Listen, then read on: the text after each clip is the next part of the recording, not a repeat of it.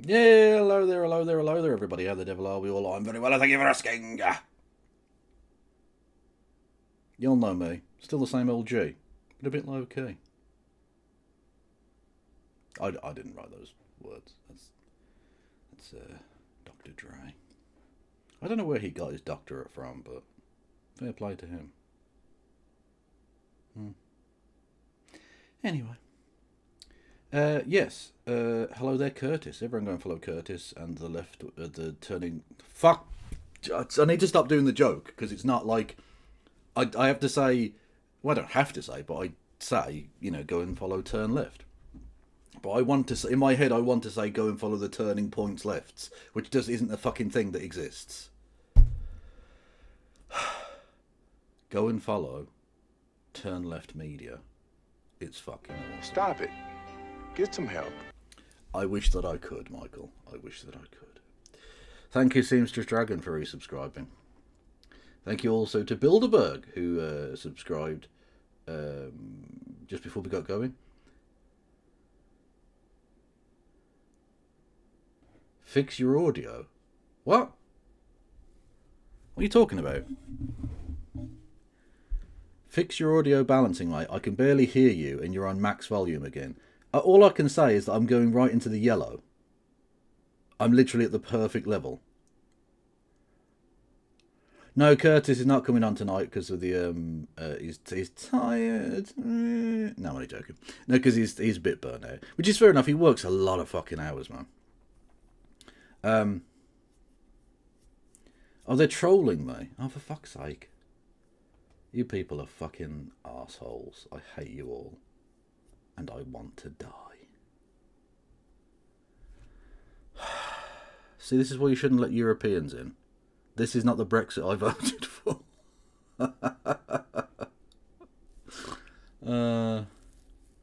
Anyway. How are we all doing? Oh, we're on a hype train. Dope. Okay, everyone, if we get to level 2 of the hype train... oh, no, well, I've already fingered Benjamin Netanyahu. and his inflamed spicy bowels. Who should I finger? Smotrich. He's in for a good finger banging, definitely. Hello, Fulmar. How are you? And you can give Belzebub Smotrich that finger banging if in the form of bits and sobs. You can do it, chat. I believe in you. That is a stiff dick of poop. Thank you, Lord Fritos, who he loves it. He loves me finger darting a fascist. What is this that I do? Imagine, I genuinely, I sometimes trying to imagine telling this to my father, right? Because my dad doesn't understand what the fuck I do here. He doesn't understand. It's not a job. Like, because he worked in factories and stuff all his life, and then he was a caretaker or a janitor in a school, right? So, like, that makes sense to him. You do a job that sort of makes a thing, or does, you know, you actually do a thing. Whereas I don't really do a thing. I talk to people, and that doesn't, like, it doesn't track to him that can be a thing that you can do, right?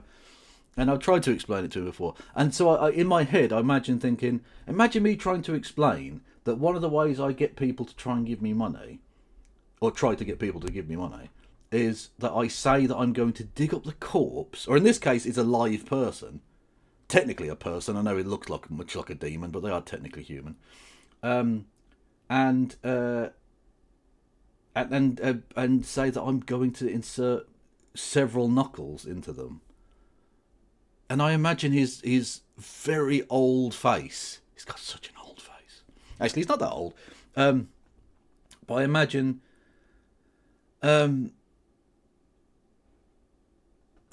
trying to work that out. I imagine his little old man face trying to sort of wrap his head around that concept. And his head literally just beginning to melt. Like his actual, not just his skin, like his entire skull just sort of seeping out and just be like, oh, is what I imagine would happen. But thankfully, he just goes, how's the internet? And I go, yeah, no, it's alright. And that's enough.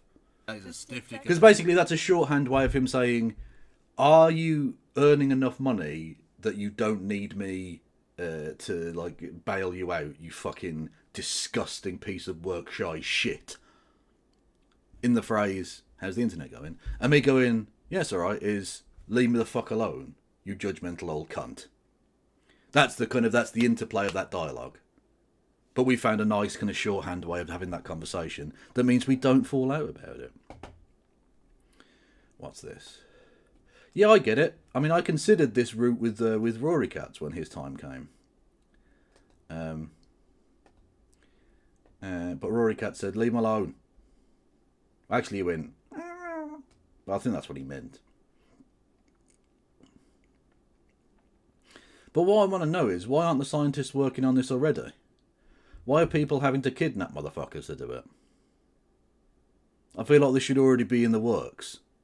Why are cats still dying? The year is 2025. Come on, scientists. Sort it the fuck out. Okay? We don't need yet another upgrade in hair care technology. What we need is immortal cats. Fact.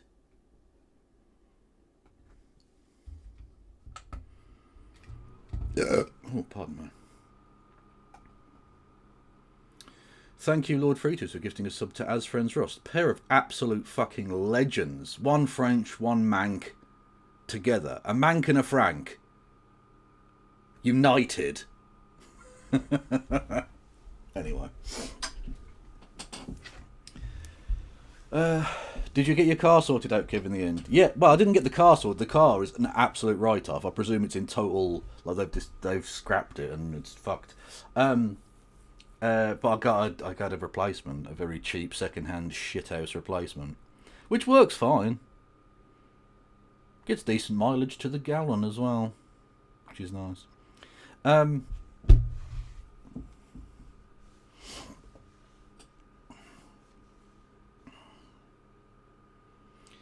Imagine spending hundreds of pounds to watch the rapey brother from the back row of an indoor music venue. What in the hell are you talking about, Bilderberg? Imagine spending hundreds of pounds to watch the rapey brother from the back row of an indoor music venue. The rapey brother. Oasis? Is one of them a rapist? Is this a story I've totally missed? Because I've not... You know. Or not united. Okay. Yeah, but it sounds weird if I say a Mank and a Frank citied. Doesn't make sense at all. But I can see your contention. What was your old car? Do I want to even get into what my old car was? I'll give you a brand. It was a Ford, if that helps. Both? What? Okay, someone's going to have to link me the Oasis being rapists story, because I've totally missed this. I fucking hate Oasis. I'm supposed to love them because of City, but man, they suck so bad. I see, I've got rather fond memories of Oasis from my youth. When, what's the story, Morning Glory, their famous album, their kind of magnificent octopus, so to speak. Yeah, their magnum opus. When that got released, my dad bought it on tape, cassette tape, because that's what we had in the car, was a cassette tape player, because I am that old. We upgraded from the gramophone we used to have, not literally of course, and we played that endlessly, so I know all of the words, and I even know the order of the songs on that album by heart. We've listened to that album back to front a million times. A fucking... I can't even think how many times I must have listened to that album. Noel and Liam Gallagher's brother charged with rape. The older brother of Oasis star Liam and Noel Gallagher has been charged with rape. Paul Gallagher, 59, of East Finchley, has also been charged with assault, occasioning actual bodily harm and 3 counts of sexual assault. Oh, so it's not the actual... It's not the Oasis lads, it's their brother that got done for it. Okay. And he's only been charged at this point, but I mean... Yeah.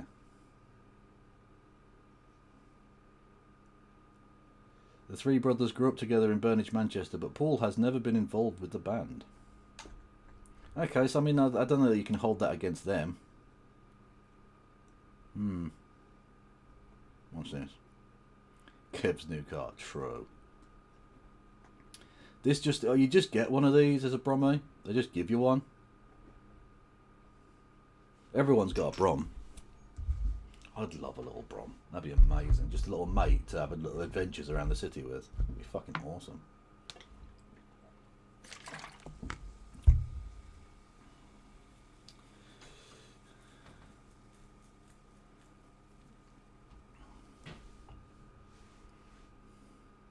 Anyway. Right. Should we get on with some actual... Well, actually, I need to do my shilling at the start, don't I? Even though we're 10 minutes in. Hello there, everybody. How are we all? Hello from behind 2 VPNs. If you got that much porn on the go, is that the issue here? That's mad. Thank you, everyone, for this successful hype train. I've got to go and finger another Israeli today. Enjoying the Goonban. I haven't tried to access any of these sites since, so I don't know. I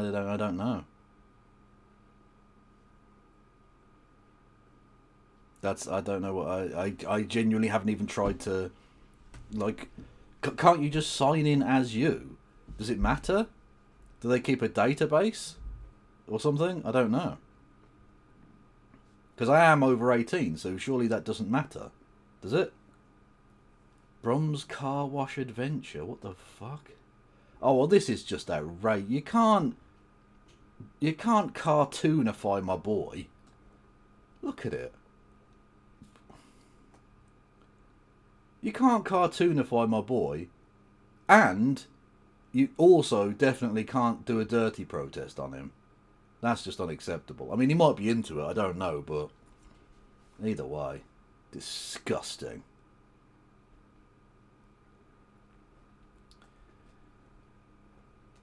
You can, if you enjoy whatever this is, if you enjoy this in a way that my father couldn't possibly comprehend,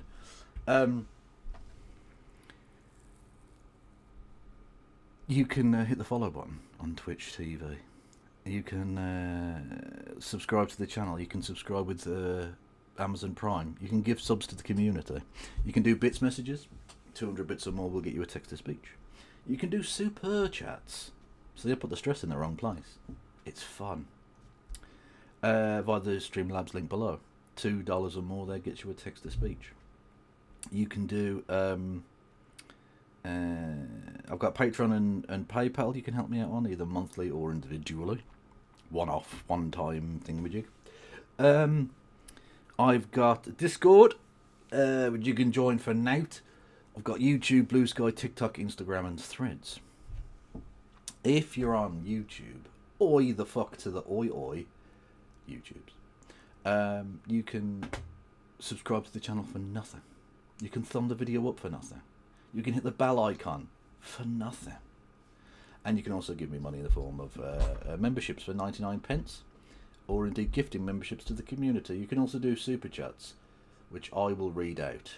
Because I still haven't done the thing where you can get it to say the noise on the screen. The text-to-speech thing. This was, yeah. He did actually, he auditioned for this part. Turned him down. Said he was too good an actor. Which, I'll be honest with you, was cope. They just couldn't afford him.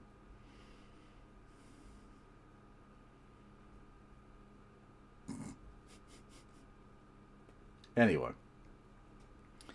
If you were wondering how well things are going in Britain, and why would you not? I'm just going to say this phrase. The police arrested a man, a disabled man, dressed as Charlie Chaplin, and pulled him from his mobility scooter because he had a sign on it that said Free Palestine.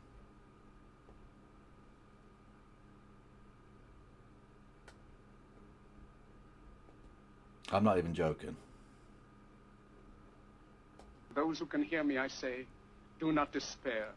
The misery that is now upon us is but the passing of greed, the bitterness of men who fear the way of human progress. The hate of men will pass, and dictators die, and the power they took from the people will return to the people. And so long as men die, liberty will never perish. Soldiers, don't give yourselves to brutes. Those who... So, you know, unbelievable. Could we be more of a normal island? Is that even possible? Is it possible for us to be any more normal than this? Maybe we could try being weird and authoritarian and gross for once. Because we're just too normal right now. Is it 1312 yet again? Every fucking day.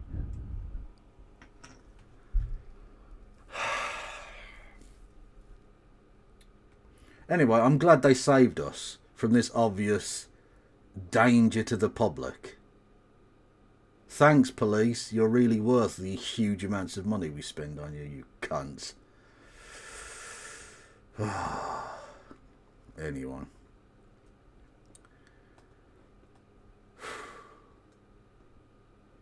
Look at him. My boy. My beautiful boy. My sweet cheese. My rotten soldier. My good time boy. It's Curtis. On the Turn Left channel. And he was interviewing two prospective candidates in the Green Party leadership. That being Zach Polanski and one of the two briefcases, Ellie Chowns.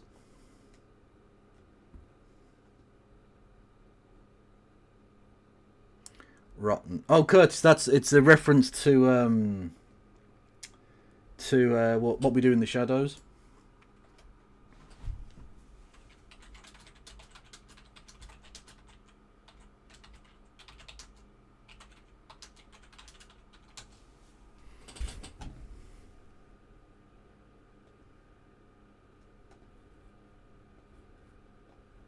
Nando wants to kill Sean because he's got the brain scramblies. Well, then Nando is correct. Have you gone soft, my sweet syrup pie? No, my sweet syrup pie, I've gone hard. Because he's my best friend, he's my pal. He's my homeboy, my rotten soldier. He's my sweet cheese, my good time boy. So I was doing that bit. It was a bit from a show. You've never heard of it? Seems like I'm going to have to educate you again. You know what I'm saying? Unbelievable. Was Google refusing payment for Kev because they can see his porn history now? Yeah, probably. Almost certainly. Anyway, interview. We're doing serious politics the first hour. Or, wait, it will last longer than an hour, but whatever. And then the second half of the show we're going to be doing... Well, it's serious politics because it's about Palestine, but it's slop. So, get ready for some brain rot in the second half. Ellie Chowns, I'll start with you. You have 2 minutes with your opening statement. Wow, that was abrupt. That was very abrupt. No introduction at all. I was expecting a bit much. Just Stop Oil has gone too far. You know what? If this had been Just Stop Oil, I'd have supported them getting 1,000,000 years in prison. You can't be doing my boy like this. Not a chance. Okay? No. But this wasn't. This wasn't Just Stop Oil. This was a dirty protest. Or a dirty good time. Whatever. Thanks, Curtis. Thanks for having me on. It's really good to be here.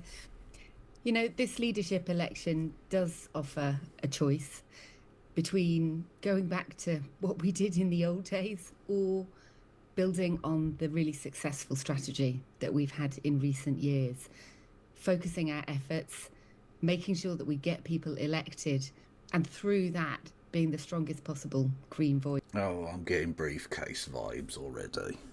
Oh, no. Oh, we need to be the adults in the room. We can't go back to the student politics. Oh, God. Voice for people in this country, and oh my goodness, isn't that needed?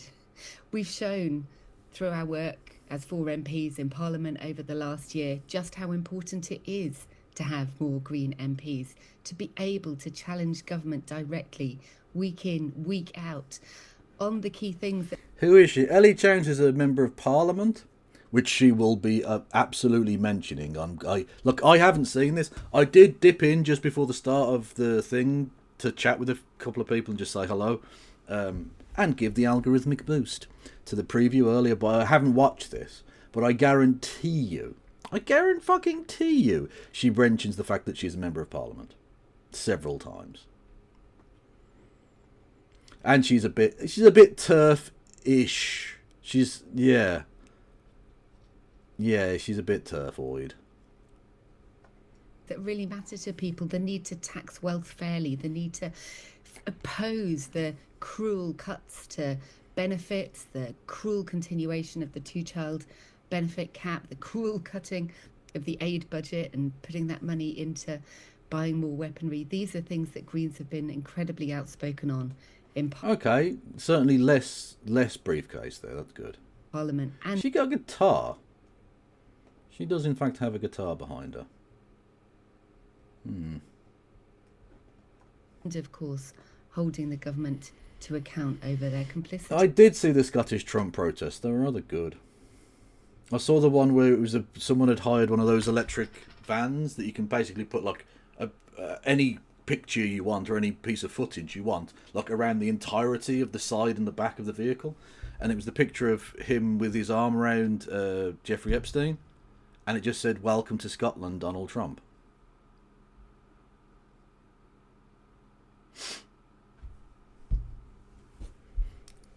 Says it all. In the genocide in Gaza. We have built a Green Party over the past 50 years, standing on the shoulders of giants. I've been involved for 10 years. Adrian's been involved for 25 plus, knowing that it's crucial to have a strong Green voice in politics. That is the job of the Green Party. Well, Tiff, I don't know if the rise of the Corbyn party will lead to a decrease in membership for the Greens, although it probably will, but it certainly will lead to a decrease in their vote. If you look at all the polling, the 10 to 12% that Corbyn seems to be getting is coming mostly from the Greens and the Labour Party, and some disaffected people who would otherwise not vote. So it definitely doesn't help the Green Party, which is why they should definitely not like go fucking briefcase arc on this, because then you just become another shit party that no one wants to vote for. Honestly, if they elect fucking Chowns and what's his face, Ramsey, I don't know that I would even want to vote for them, in all honesty. Because they're going to turn into like a kind of turf light party at the very least, so I'm not voting for that. I'm just fucking not.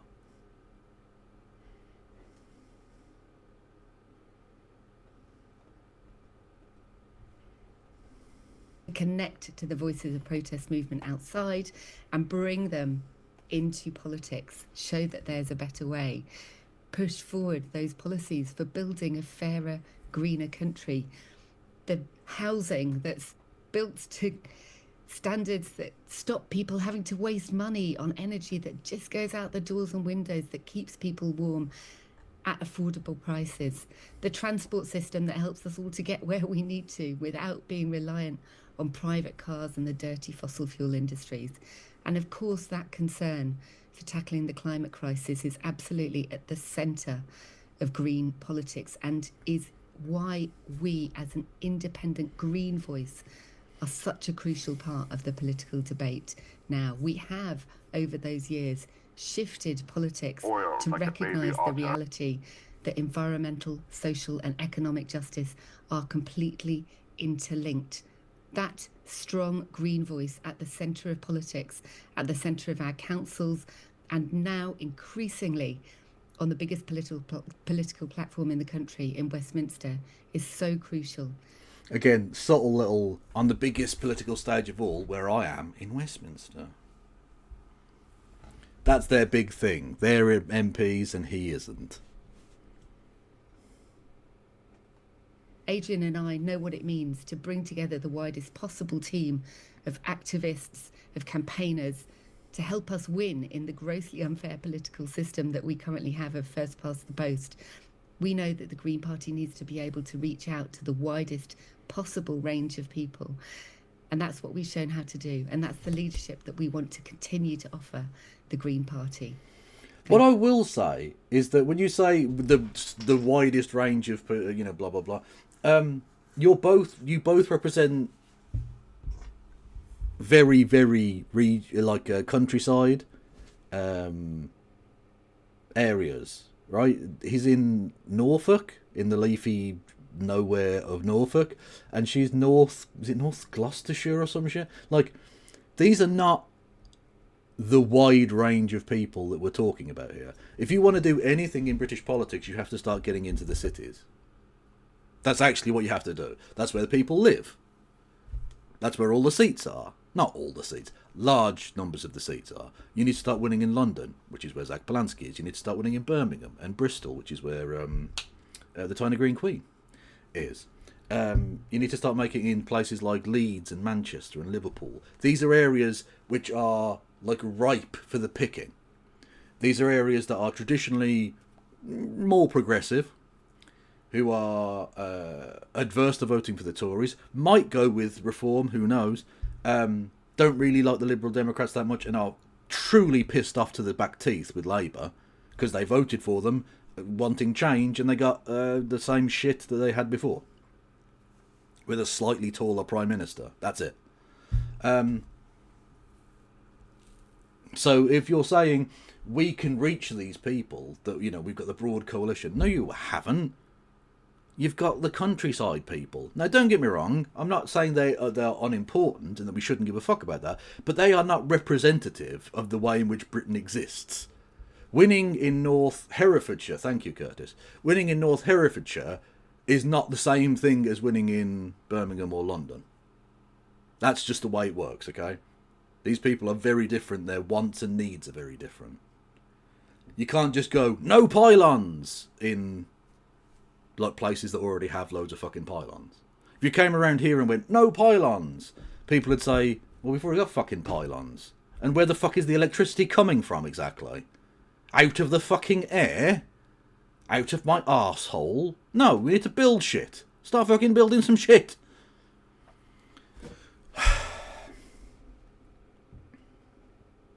Thank you. Zach, your 2 minutes. I'm not sure who's suggesting that we go back to the old days. There must be a third candidate here that I didn't know about, because actually what I'm looking I like it. I do like a bit of sarcasm to start off with. I'm okay with that. Yeah. Why are we calling this kind of speech briefcase when it takes forever? Hey, because it's not brief, is it? I see what you've done there, Marcel. That's a joke in a second language. That is a pun in a second language. Can you stop flexing on me? I can barely speak English, and you can speak French and English, at least. You might even be able to do more. I don't fucking know. Is the future, which is saying that I've been part of the deputy pylons. I leadership see what you've done team there. that has given us unprecedented success. But I also recognise the success is not nearly what it needs to be. Let's look at the crises we're facing right now. We've got this deeply unpopular Labour government. They're cutting two-child benefit cap, that are treating disabled people, trans people, migrants with the most performative cruelty. That's not just performative, they are actively being cruel.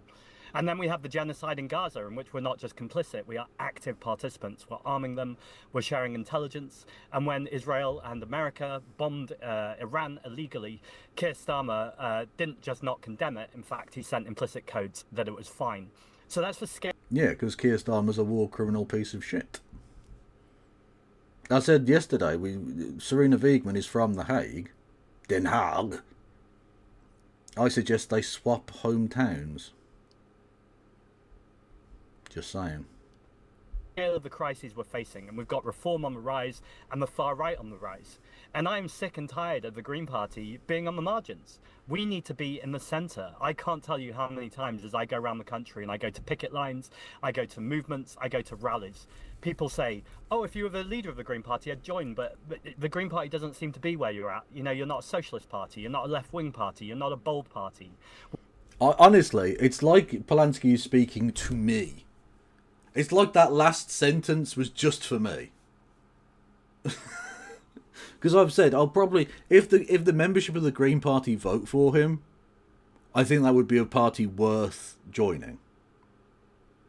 Now, some people have said, well, why don't you join and vote for him? I don't want to be like part of like rigging something or like taking the party away from its people.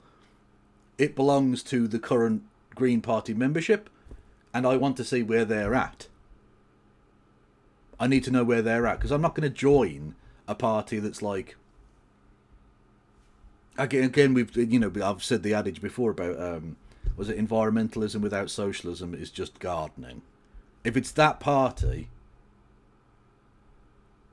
if it's that thing, then I don't want in. And I don't want to go in there and be like an entryist and take that party away and then have loads of like it's more centristy type people leave because I've like fucked their party. I want to see where they're at legitimately, and then if they do elect him, I might well join. I'll certainly vote for them, unapologetically, wholeheartedly, and I may even join it. Yeah, depending on again how the leadership contest goes and how the membership reacts to it and stuff like that. We'll see how it ends up. I don't know when the actual results come through, but it's yeah, but we'll see. Wait, he's speaking in front of a green screen without any background filter. That feels like the real Kev-coded communication to me. Definitely speaks to me as a millennial. Yeah, he's got the leftist tech situation perfectly. In front of a green screen with no background. And let's be honest, some of the blurriest camera fucking lens situation. Like, just focus it. Just focus it. Has it not got autofocus or what? Because literally, like, you might see it looking blurry and shit and think, oh, Kev needs to up his fucking... you need to get off the 360p, Kev. No, that's what it looks like on fucking YouTube. Madness. So he's definitely a leftist. He's got the credentials there.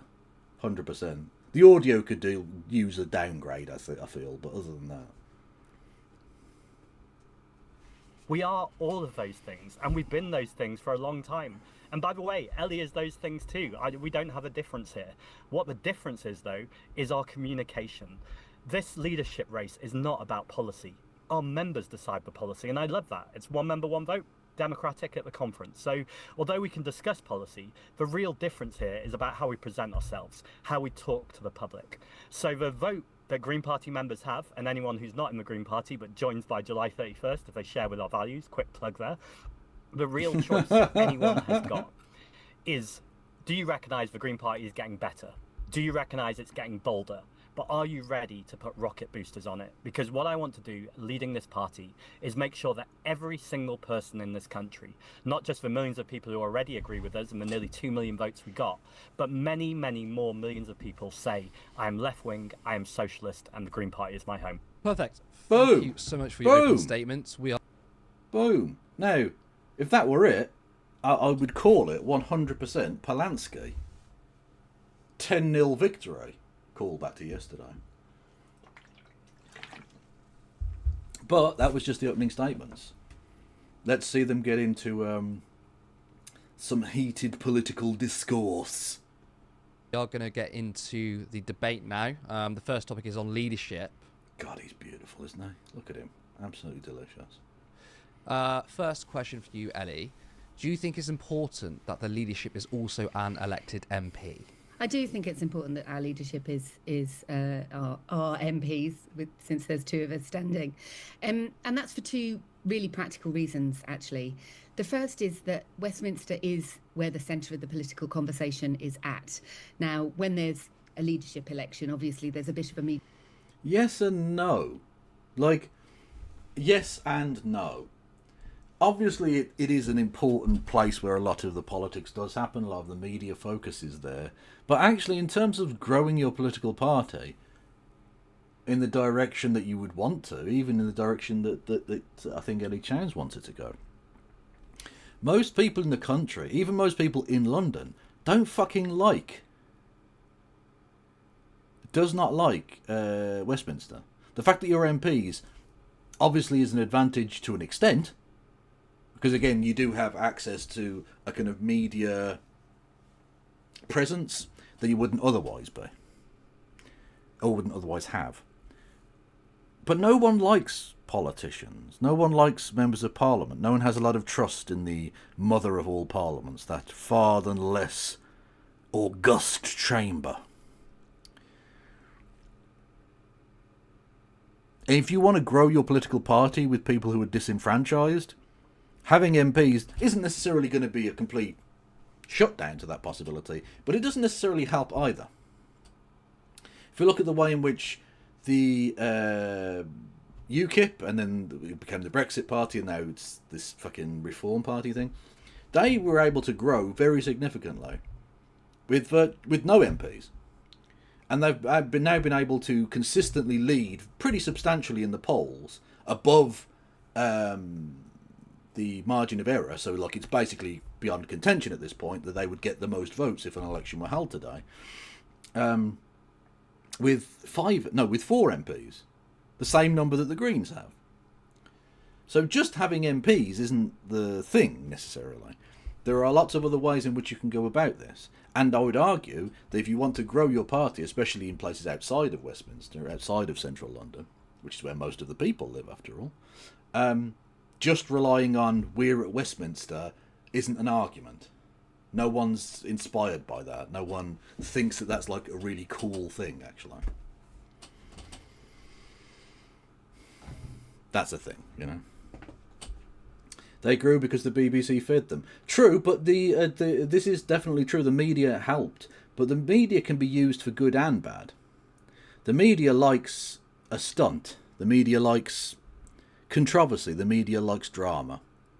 And if you feed them that, you can get the same kind of coverage. Now, they're not going to be as kind to the Green Party as they were to Farage or to the Tories, but that doesn't mean you can't use the media and its reach for your own advantages. And an effective communication strategy would factor that in. I don't know that necessarily either of these candidates do have that effective communication strategy. Only time will really tell, depending on who wins, right? But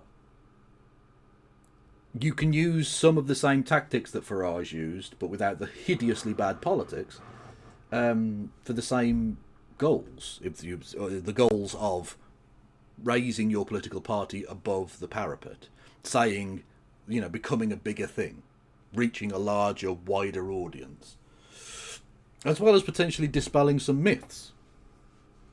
Again, potential.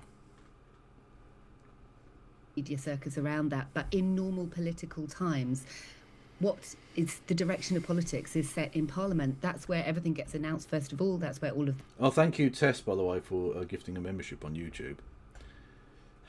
I got into a bad habit yesterday of, like, not ignoring, but missing things that people were saying. And but if you people are generous with me, I need to interact with that, I feel. You know?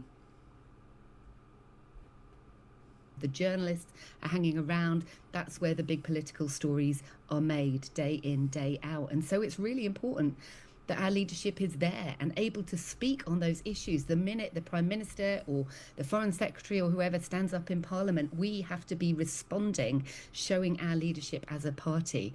That's what we do all of the time, and that's why it's so important to have our leadership in Parliament. But there's a second reason as well, and that's because by having MPs at the forefront of our communication, we remind voters all the time that Greens win elections. We remind voters all the time that if they vote Green, they can elect Greens. And that's been one of the crucial things that we've been working on so hard in recent years. We know that we've got popular policies and popular ideas. We know that our polling in the country is far, far higher than our proportion of elected seats. So what we need to do is organise ourselves so that we can translate that already significant support in the country into winning the number of seats that matches to it. If we had a fair electoral system, we would have literally dozens of Green MPs already.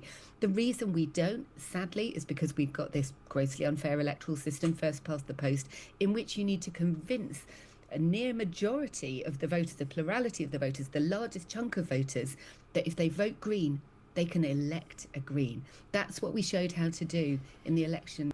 This is Rizless behaviour, is all I'm saying. Last year. That's how we won our 4 target seats. And that's why I'm so committed to the target to win strategy. Also, it's very funny to me that your Curtis, your decal, your symbol in the top left, totally obscured. I only just realised it was the... it's right in the line. You can't fucking see it. Oh, bless you. And that's why I'm so committed to having leadership that's in Parliament, because every time a Green MP speaks in Parliament on behalf of all of those people who support Green policies across the country... And actually, a point I hadn't even realised, but does definitely sort of factor into this. If Polanski does win, unfortunately, half of the parliamentary Green Party would hate him. Now, it's probably true of the every party that half of their party hate them. But, like, everyone knows that half of their MPs fucking despise the new leader. Which isn't a great start. It's not, it's not hitting the ground running, unfortunately, is it? Now, hopefully they do the professional thing and, like, get on board with a new leader. If that happened. But, But we'll have to wait and see if that did happen. Remind them that if they vote Green, they can get Greens elected. Zach, I mean, obviously I want to get your response to that. I mean, Ellie and Adrian are making the point that it's important that elected MPs are in leadership, potentially get you more media coverage, potentially. I know you disagree since yourself isn't an MP, so what's your response to Ellie's answer? Not just me that disagrees, it's the media that disagrees. I don't think anyone cares. I think what they really care about is, do you have something interesting to say and are you cutting through? The reason why Ellie said that there's a media circus around leadership elections is because since this election launched, I've done, I think, nearly 70 interviews now, national interviews, where I've been all over media. And in fact, I don't think anyone has to imagine that. I had a very weird endorsement today from Michael Gove, who called me incredibly charismatic. I feel a little bit like I need to wash myself after he said that. But my point here... True. I love it. Gove catching strays. Let's fucking go. Really, is that even former ministers are noticing the campaign. Now, it wasn't that I launched the leadership campaign and then I started clear about the things we stand for. Oh, there we go, glitchy as fuck. Love it. Honestly, his leftist credentials are really, they're shining through. The things we stand against. I think what the media really equivocation, yes, or not entirely knowing the character comrade of a party, and I think the character of the party is really clear. We're a compassionate, but we're a party that are ready to take the fight to fossil fuel companies, to unscrupulous landlords, to the people who are screwing this country over. And I think it's by picking fights, that's exactly how we'll get more media coverage. In terms of being an MP, it's important to say that every election that we've had our most successful results ever were elections where the leadership weren't MPs. And in fact, when Carla and Adrian ran for leadership, their whole ticket was, let's use the platform of leadership to be the future MPs. So what I'd like to do is be in the leadership place, because I'd like to be an MP and have 2 deputy leaders that I'm also going to take to Parliament in a big group of MPs. And then the final thing I'd say, just to respond to Ellie's comments, is I think there's 3 reasons why we don't have more MPs. One is undoubtedly proportional representation. We know we have an unfair voting system, so we need to get more MPs to change it. So it's a slightly circular argument, and there's no difference here, but we're going to need MPs to get that changed. The second is that the media are unfair to us, and that's absolutely true. Reform have deep pockets, they have GB News, they can be on it whenever they want. But I don't think it's enough for us just to criticise. GB News mentioned. I can't believe he's attacking the host.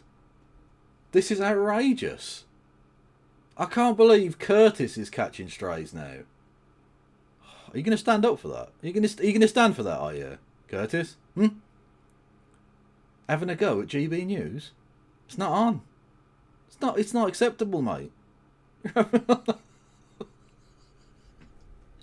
I am such a wanker.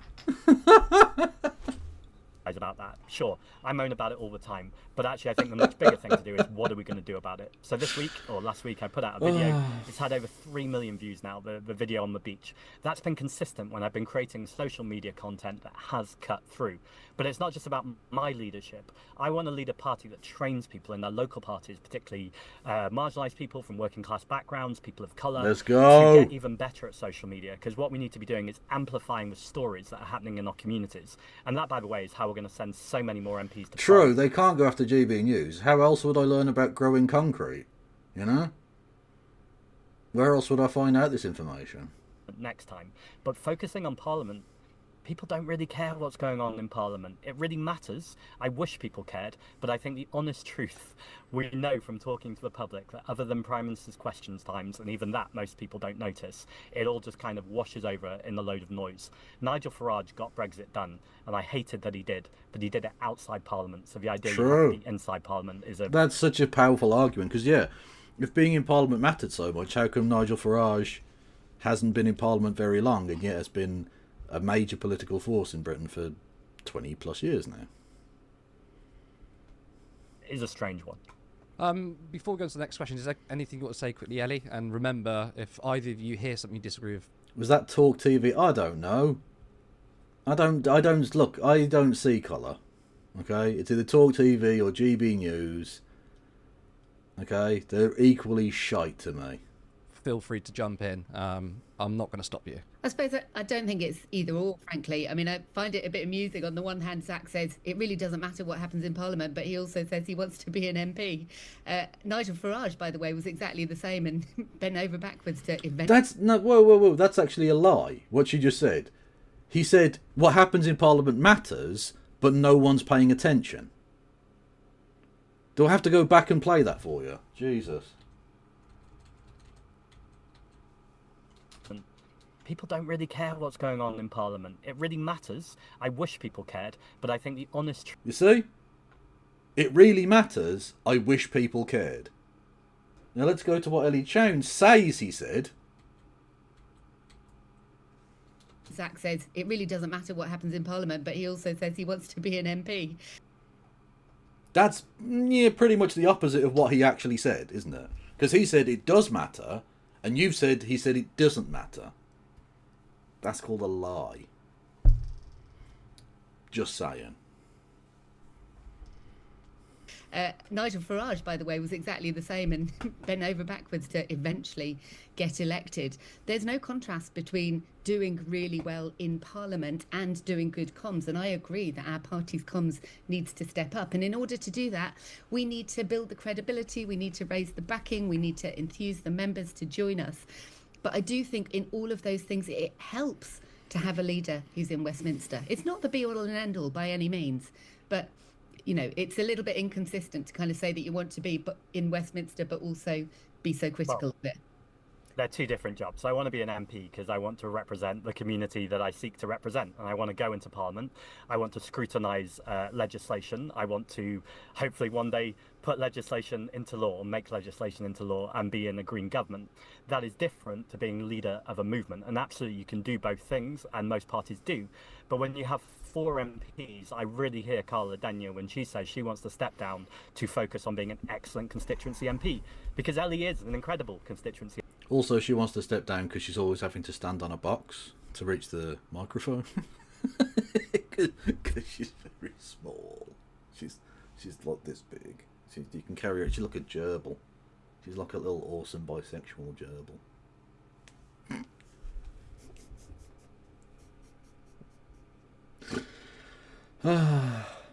The MP, I've heard her say, and I've experienced it, that as she goes around the constituency, people recognise her, they recognise the hard work she's doing, and not for a second would I take any of that away from her, nor any of our 4 MPs. But it is a different job to be going around the country, to be on the media, to be on the debate stages and representing the party. And the biggest difference I hear that is in Adrian Ramsey when he got into where there was tension between what he wanted in his constituency and the party. He was on Radio 4 saying, I'm first and foremost a constituency MP. Completely legitimate response. Apart from, I think the party needs someone who's first and foremost a party leader. I think that makes a lot of sense. That's actually a pretty good argument. Because just because you're an MP now, like the Greens don't have a safe seat. That doesn't exist for the Green Party. They're not well entrenched enough. They're not big enough. None of them have massive majorities. You're not guaranteed to win next time. You have to be a good constituency MP to stand any chance next time. And I think that's something they have to take into account. How much time can they actually put into being a leader? I'm not sure any of them can, really. Especially if 2 of them are going to do it. What? Although I suppose that means it's halved. Anyway, you get the idea. Point out that Zach's constituents and the London Assembly might be a little bit surprised because, you're also a full-time London Assembly member, in theory, Zach. We've both got full-time jobs. In theory, I don't like her. I don't like the vibes on this at all. You're a councillor, in theory. The fuck is that shade? What the fuck? Behave yourself. Jobs, really busy full-time jobs. London has 10 million constituents, so I think whatever I'm doing, I'm representing my constituents. And actually, when they see me on the national stage, particularly as it's London, by the way, is literally my constituency. So I'm elected under proportional representation. It's London-wide, so literally every single zone in London is my constituency. And I make sure that I do all of my Green Party travelling at weekends, and in the week I'm in City Hall, in the Chamber, and in the evenings I'm often on media. That's all totally balanceable. Parliament is very different. Bells ring, you need to go vote. You have an actual constituency which is much smaller, where people are expecting to see you in that constituency doing surgeries. London Assembly members don't do surgeries. What do you think that's something that fundamentally needs to change? Fair points. About the party. I mean, you guys are bringing 2 different things to the table. So what's the fundamental problem or something that really needs to change about the party to really break through? A fundamental thing that I think needs to change about the party, I mean, I do think we need to sort out our internal systems in all sorts of ways, actually. I mean, one example, kind of a bit funny, I suppose, but, this leadership election is officially 3 months long and has actually been nearly 4 months long for what is officially a 1-year term. And anybody outside the party who hears that thinks it's a little bit extraordinary, really. So I think that, it would be great if we I don't know why they have 1-year terms. That seems like a very silly thing to do. Like, you should have it for a parliament, I guess, now, if you're going to be a parliamentary party, right? And then after each election, you can choose a new person or whatever, and... Because it's the problem with American politics, is that election never ends in America. literally before votes are even counted in one election, they're already planning their strategy for the next election and how they're going to raise funds for it, and who might be their opponents and who might get the candidacy for this and that, and it's just never ending, which means they never have any time to actually govern because they're always running a fucking election as well.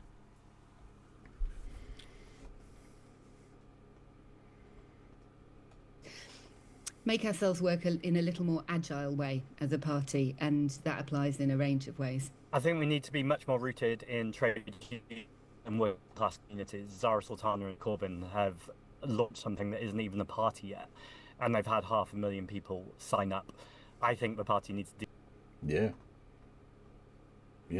self-reflection about why are all those people who are signing up not seeing what I think is a very similar vision to the Green Party in the Green Party. That's a very good point, because I've said this before. The Green Party have been growing, but they've been growing quite slowly. They've been growing pretty fucking tentatively.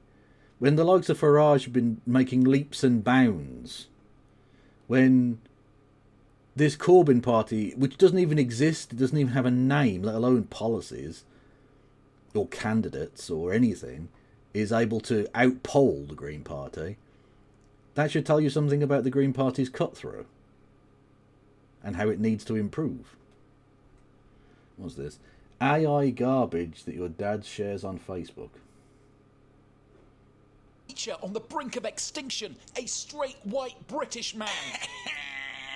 That's right, I'm one of the last of me kind. All of the others have been replaced by drag queens and Turkish barbers. Most straight white British men were wiped out in 2025 thanks to that deadly disease known as diversity, equity and inclusion. So many of us DEI'd.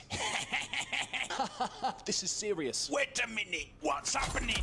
Oh no, I'm being replaced. No, stay with us, straight white British man. Don't go anywhere.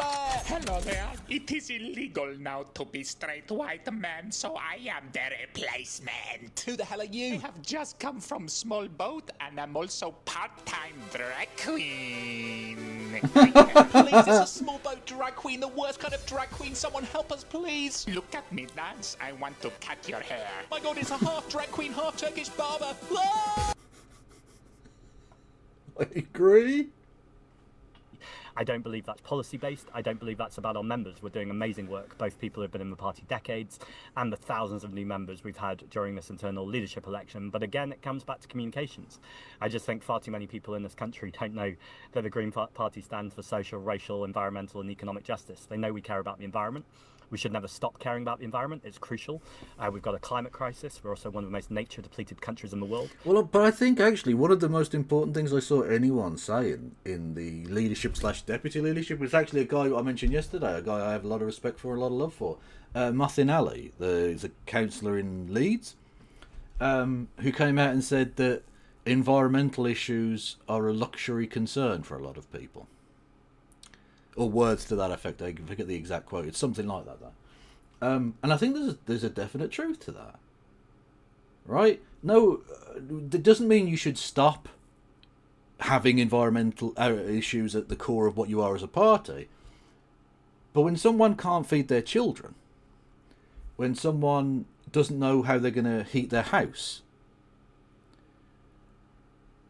telling them about the climate crisis isn't going to win them over. Because they're literally like, yeah, okay, yeah, cool, the polar bears are dying or whatever, but like, I literally can't feed my fucking child now. I don't know how I'm going to feed them for the next day or two, let alone week or month. When you can't get a GP's appointment and you're living in pain and suffering because of it, telling somebody about keeping the temperature down but to 2 degrees of heating, blah blah blah, like that doesn't win anyone over. No one's persuaded by that. You need to actually address their core concerns. And you can also do environmental policy as well. It's just you don't have to put that front and centre for everything. It doesn't have to be literally the only thing you're pushing out there, you know? You need to address people's fundamental core immediate concerns. Otherwise they're not going to vote for you and they're not going to fucking listen to you. So yeah, Mutant Ali's A pretty based chaperino. Anyway, yes. And we know that the inequality crisis exacerbates that climate crisis. It also means that the people who have done the least to cause the climate crisis are the most affected by it. But I think lots of people don't know about our policies around anti-trade union laws, as in not anti-trade union laws, but rolling back the anti-trade union laws and making sure that we're looking to empower workers to make sure that they have fair pay, that they have dignity in the workplace, our policies on protecting the National Health Service, and of course, even things like our wealth tax, to tax multimillionaires and billionaires and redistribute that money to help fund our public services. I think all of these policies are things that the public really care about, along with nationalising our water companies because they're pumping sewage into the water, charging us extra for a privilege. No, the Green Party stood for that. So again, we need everyone to know what the Green Party stand, how we'll grow into a mass member movement. I mean, you mentioned about a wealth tax there. I do like mass members. And obviously, when it comes to the policy platform, Ellie and Zach, you both agree on that. I mean, at the beginning of this, you said this isn't about necessarily policy; it's about leadership. But my question is, Zach, I mean, it's partly about policy, but you've got to bear in mind that policy is at least in part dictated by the party membership, right? That they vote on this at conference, so it's not just about that. Well, clearly the kinds of policies that a leader supports matters. It would be silly to pretend that it's an absolutely democratic process and therefore it's, all down to the membership, because that's not quite how anything works. Small amount, right? Isn't the point of inequality to rein in the power of the super rich? So surely a 1 or 2% tax is really nothing. I mean, should billionaires exist, and I'll start with you, Zach, but would either of you support a maximum wage? Yeah, I've said to you before that I think we should abolish billionaires. It's also Green Party policy. Oh, yes, let's go. Let's go. You know what? You get some boy nipple for that, my man. Oh, hello, lad. Oh, what are you doing? Boy nipple. It's good. It's not like bad girl nipple. It's boy nipple, so it's allowed. Is that what using your privilege positively is? I don't think so. Anyway, yes, abolish billionaires. You get the Kev seal of approval. Policy to have a 1 in 10 ratio, meaning that if you're in an organisation, whoever the lowest paid is should not be earning 10 times less than the person with the maximum wage. Now, we have to represent Green Party policy, and so whenever we say something that's different to Green Party policy, we have to point that out. And so I am going to point that out. I think there's probably a case to be made that even that is too generous. When you do the figures to see someone earning 10 times more than the lowest paid, I think there probably is a conversation to be had about that. With the wealth tax, though, I think what we're establishing at the beginning here is the principle. So the idea that, so for instance, when you talk about wealth tax, there's lots of different kind of components to that. So the one that we talk about most often is assets. So it remains. Well, look, what have Coca-Cola against boy nipple? Boy nipple's allowed. There's nothing weird about boy nipple, unlike the sexual girl nipple, which is bad. It is the devil's nipple. 1% tax on assets of £10 million or more, or a 2% tax on assets of £2 billion or more. Now, other countries have tried bigger wealth taxes kind of straight off, and there are legitimate kind of evidence that because they cast the net too wide, it meant that it was less efficient, as opposed to going, we're going to go with a narrow focus here, so the people employed to make sure that the super rich are actually paying these taxes properly. And hang on, did you speak at a turf event? What's the? Did you actually speak at a turf event, Chowns? That's unfortunate. My girlfriend is crying with laughter. Well, I do make women cry. Actually, that sounds terrible. That's just horrible. Jesus Christ. Oh, that gave me an erection. Well, you made it sexual. Me rubbing my nipple should not be seen inherently as a sexual act. Potentially stop objectifying me. Creating an exit tax. So if they try and take not a piece of country, meat, which is very difficult to do anyway, but they pay on that exit tax. But there's other policies too, like bringing capital gains tax in line with income tax. That means we'd be taxing. So he's making great points about tax. As much as earned income. it strikes people as really unfair right now that a cleaner or a nurse could be paying more tax than the building owner of the building that they're working in. Like, that's completely disproportionate.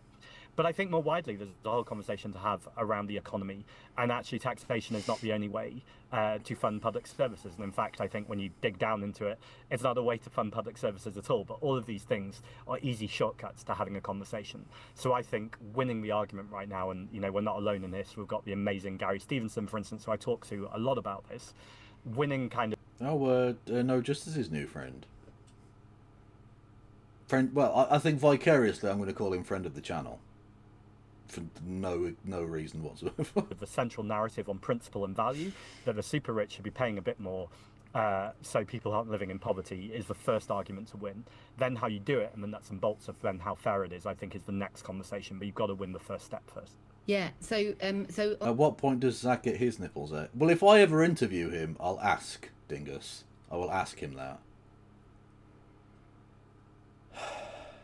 On the last point, maximum wage, yes, the Green Party has this policy of a maximum 10-to-1 wage ratio, and I strongly support that. Inequality, I think, is at the root of every problem, and we really have to tackle both income inequality and wealth inequality. It's really interesting to kind of be challenged on, oh my goodness, is the wealth tax... No, Socialix, but she didn't talk to him.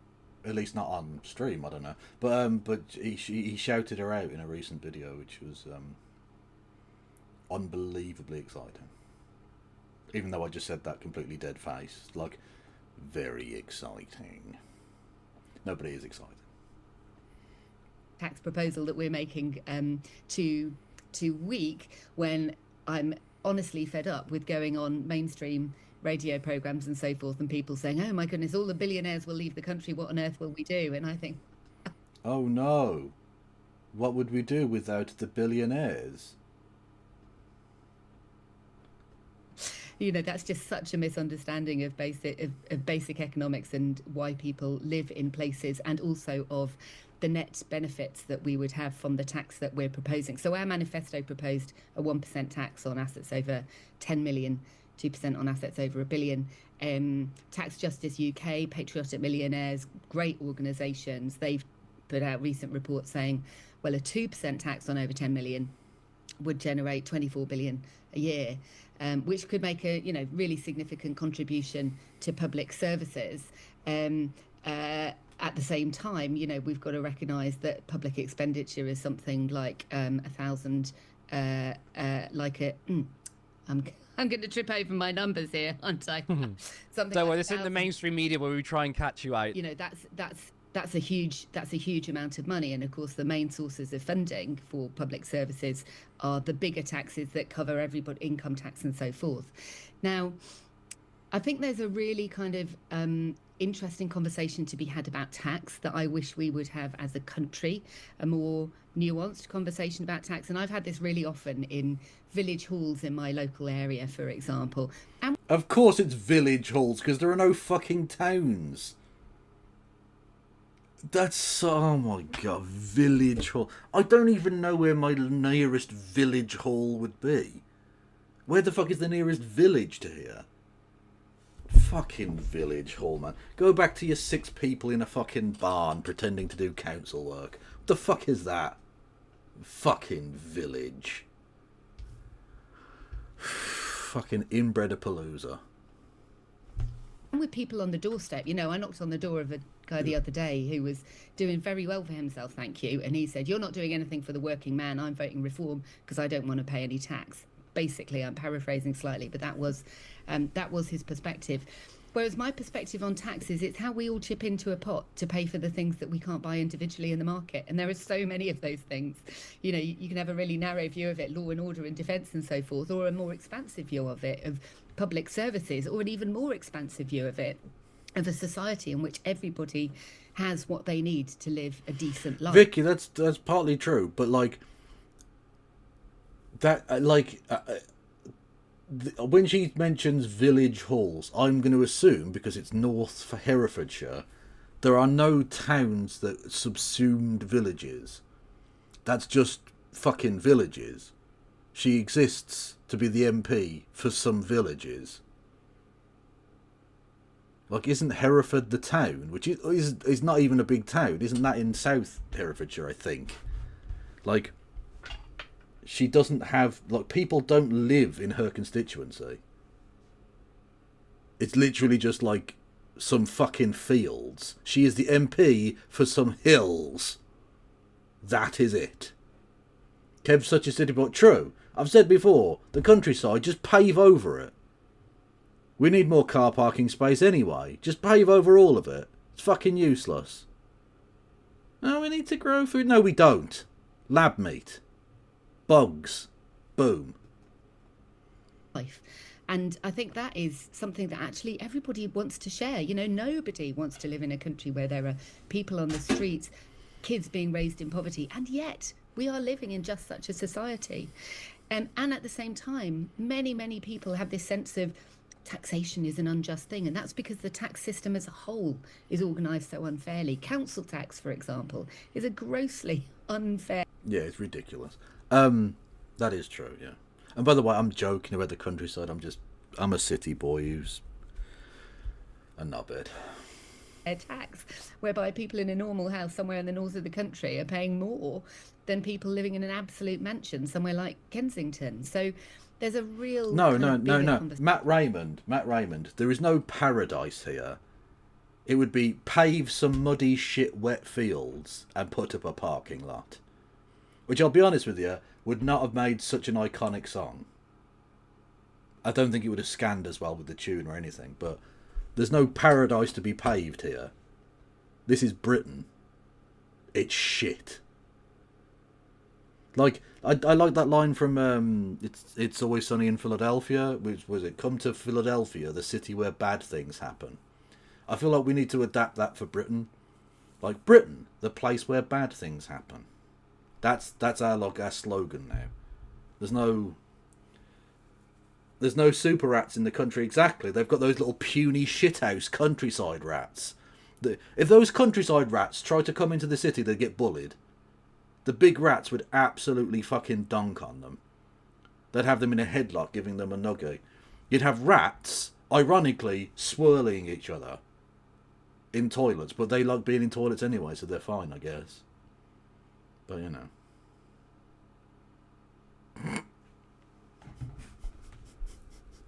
Conversation that we need to be having about tax, rooted, I think, in this understanding that it's how we all chip in to build a country that serves everybody, where everybody's got both the services and... The largest town in her fucking constituency is Leominster, which I know is spelt Leominster, but it's pronounced Leominster. Which is like, I've been to Leominster. It is tiny. It's barely a town, in all honesty. Half the size of my town, which is just outside of a city. Exactly. She is the MP of, like, the Hills Have Eyes, whatever the British version of that is. It's just countryside, fucking inbred hicks. Yeah, I said it. I said it. All of North Herefordshire. You're all fucking inbred, all of you.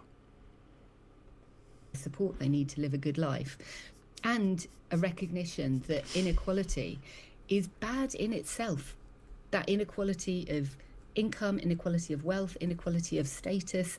I would like us to be a society where we've got much stronger sense of we genuinely are all in this together, not in the clapping for the NHS at the time of COVID sense, but actually really all in this together. And that would mean a much more equal society than we have now. It's interesting you mentioned that person you spoke to on the doorstep who was voting for reform, because I think there's a lot of people out there who are disillusioned with the political system, and they feel like reform is sort of their shot to sort of, I don't know, bringing it down in a way. And I also think a lot of people say we're paying too much taxes. Does that mean for either of you, is there any scope that you would look at cutting taxes for the lowest income people? Or do you think actually that's a policy that shouldn't be looked at because we should only be looking at raising taxes, but obviously specifically on the rich? First of all, I agree with Ellie that inequality is at the heart of everything. I would cheekily say that Adrian argued on LBC when I said that I was being simplistic. So anyway, I'm glad we're all raising our comms levels. Firstly, shade. Just throwing cunty amounts of shade. Love it. And secondly, glad we're all upping our comms game. Like, honestly, he can slay. Kitty's got claws. Don't fuck with the man. What is this? Shibboleth.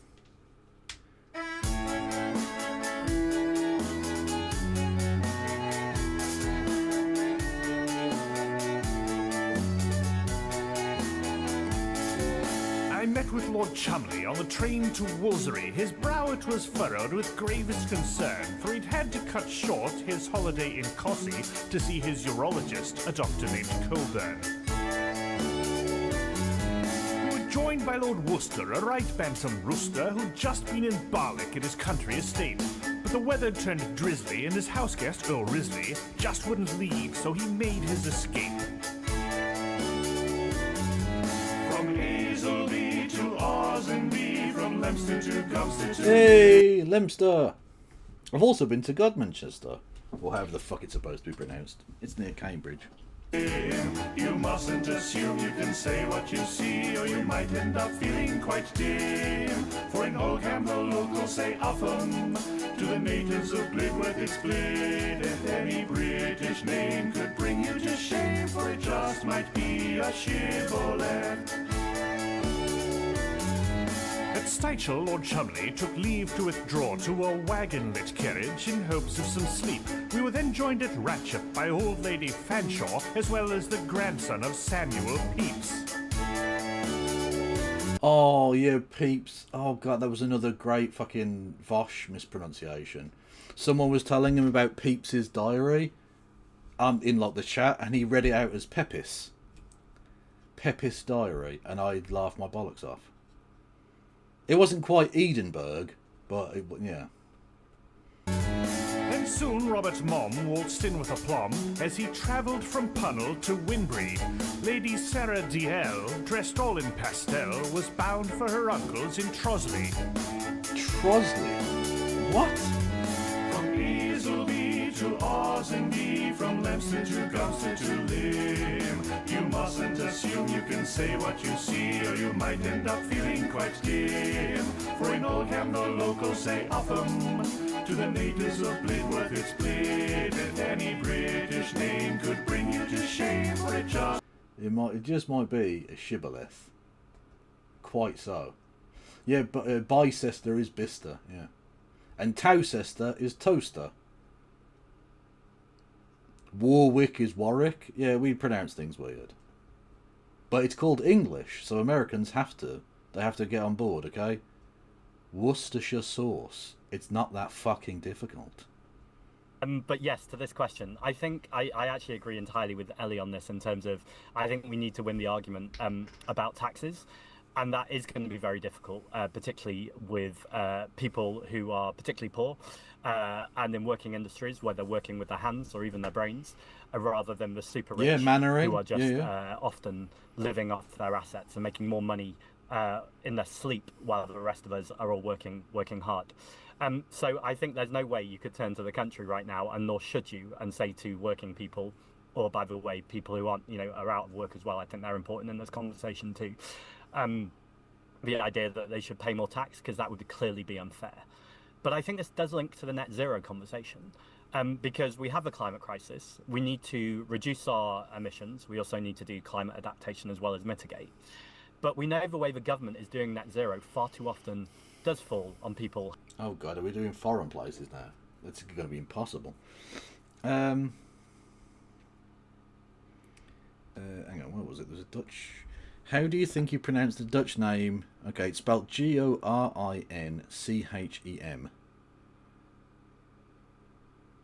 Gorchum. I'm going to go with a very English Gorchum. Probably not true, but... If you wanted me to pronounce more Dutch names, you can do so in the form of bits and subs. You can subscribe with Amazon Prime. You can gift subs to the community. You can do bits messages and super chats. On the YouTubes, you can become a member for 99 pence and do subscribe. No, well, you can subscribe. That's free. completely. Or indeed do gift memberships to the community. And / or do super chats, and I'll read those out. Was I right with Gorchum? Probably not, because it's foreign. And they're like that, aren't they? With their foreign ways. And names like Gwyneth, isn't it? Daddy. Having to get an electric car or a heat pump. And actually what we need to be doing so much more is always subsidising the greenest option to make sure it's the cheapest, the most accessible and the most convenient. And I think the most obvious example of this is I was going to go to Sheffield the other day and I was booking a train late and I ended up not going, or in fact I jumped in a car share because the train was going to be nearly £200 return. Now, I genuinely think I didn't, but if I'd looked at getting a plane from London up north, it might even have been cheaper than that. And that's because at the moment we subsidise jet fuel on aviation, despite the fact that domestic flights are such a climate injustice for those people, particularly private jets, where super... He's making a very good point, but having talked about the Dutch, I couldn't pass by. I was doing a weird online quiz, and it was like the Dutch players with under 10 caps or something, right? And I did very badly on it because there were weird spellings and stuff. And I came across a man. I didn't literally come across a man. That would be very different. I came across the existence of a human being I'd not heard of before. Former Dutch international, Ulrich van Gobbel.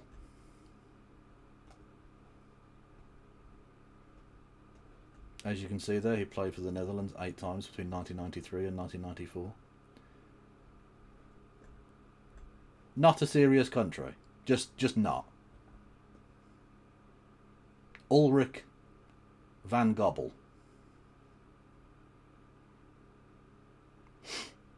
I mean, they've already got people called like De Cock and Jizz Hornkamp. Are you taking the piss? Look, they do this on purpose. They do it on purpose to fuck with people. Oh, let's just put extra O's and a J in there for no fucking reason.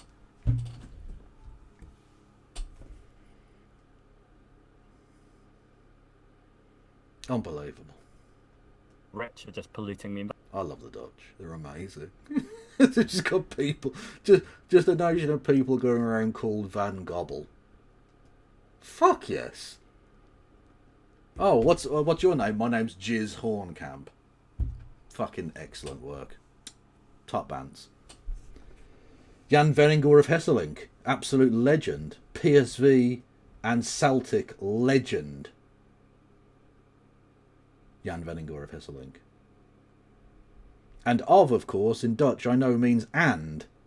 So it's Jan Venninger Jan Venninger and Hesselink, because his two families in the past were the Venningers and the Hesselinks, who got together. And so that's the Dutch equivalent of hyphenating, but they put a word and 2 extra gaps in between. Like, brilliant. I love them. I love them. Honestly, I don't understand it. And Hull, yeah, he did play for Hull, yeah. The obvious lead of... Oh, yes. Obviously. Philip Koku. You gotta love it. Gotta love it. Mark van Bommel. They just chose someone to play in midfield.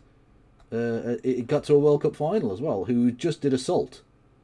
He didn't play football, he just did assault. He just kicked people and did actual bodily harm. He played like a million times with the Netherlands. Ladies and gentlemen, we got him. Victory is ours. Hello there, Helldiver. Welcome to the Kevolution, friend. Environment, whereas a train, what should be the cheapest, greenest option, is far too often the most expensive. Now, all of that just sounds like the way it is, but actually it's all the result of political choices, and we can make different political choices. True. So that's a long way round of coming back to your answer. But the point is, in time, I do think we need to make the argument that actually, yes, more tax... Oh, God, his son's a footballer as well. Oh, no, we're having another generation of the Venninger of Hesselinks. He's played 8 times for Twente. Oh, okay. That's a serious fucking team, man. Shit. He scored once for the Dutch under-19s. Oh, fuck, he's quite a good player, apparently. It's always funny when the dad is the shitter of the two. Like, it's kind of sad, like, for... what was Paul Ince's son called? I can't even remember. Who wasn't anywhere near as good as his dad, right? That's just kind of sad, really, like. Because we all saw how great his dad was, and then you're just like, Tom Ince is just kind of rubbish. Whereas, like, if it's the dad was, like, okay, Alfinger Haaland, and then Erling Haaland comes along and is, like, one of the best strikers in the fucking world. That's kind of cool, because, like, you want generational advancement, don't you? Yeah, or LeBron's son. Well, that's even worse, because they're playing on the same team. And 40-year-old LeBron James is better than his fucking 19, 20-year-old son, who's dog shit. No, Bronny's going to prove you. He's going to prove you wrong, Kev. Bronny's going to be amazing. He's out of the. As soon as LeBron James disappears, he's out of the league. That's the only reason he's in there. Okay.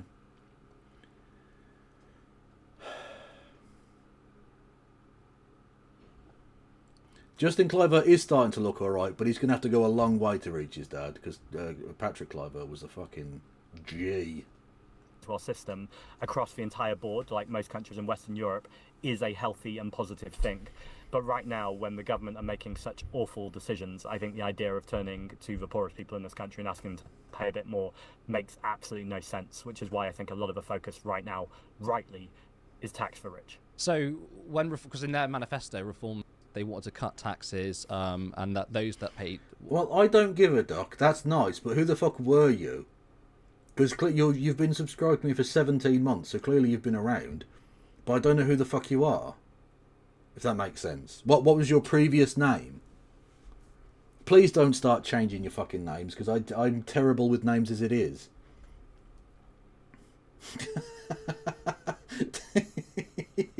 They do speak Jar Jar. They honestly do speak a bit Jar Jar. Oh, they're also a mod. Oh, for fuck's sake. Who are you? Oh, I don't know who you are then. Just tell me what your name used to be. Oh, you're non-binary. Oh, okay. Hello, non-binary. Please don't change your names. I'm fucking useless at this. Adolf Duckler. That's just... It's weird. It's weird.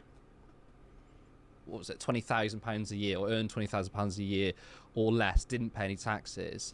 You're saying that is not the way to go, and I know you've already had. I mean, is that correct? By the way, no, because there's a much more nuanced conversation to this, which is tax does not. No, pay. we're not making ducks the new thing.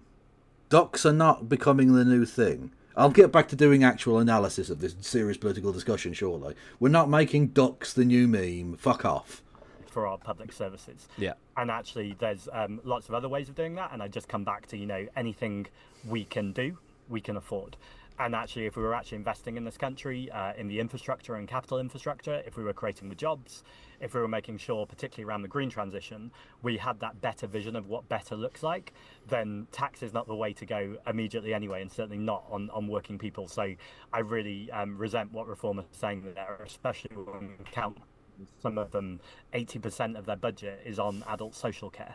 And we know that decades of austerity have actually devastated this country. So I don't think putting taxes up for anyone at the moment who can't afford it, or, that's a very tenuous term, but shouldn't have to afford it, is not the way to go. Ellie, same question here. I mean, do you think that Reform sort of looking at tax cuts for the lowest sort of income, people earning a low income, is actually a very, very bad policy, and is something the Green Party shouldn't be looking at? First of all, I would say that basically I wouldn't believe a word Reform says about anything. It's not worth the paper. So it's Gorchum.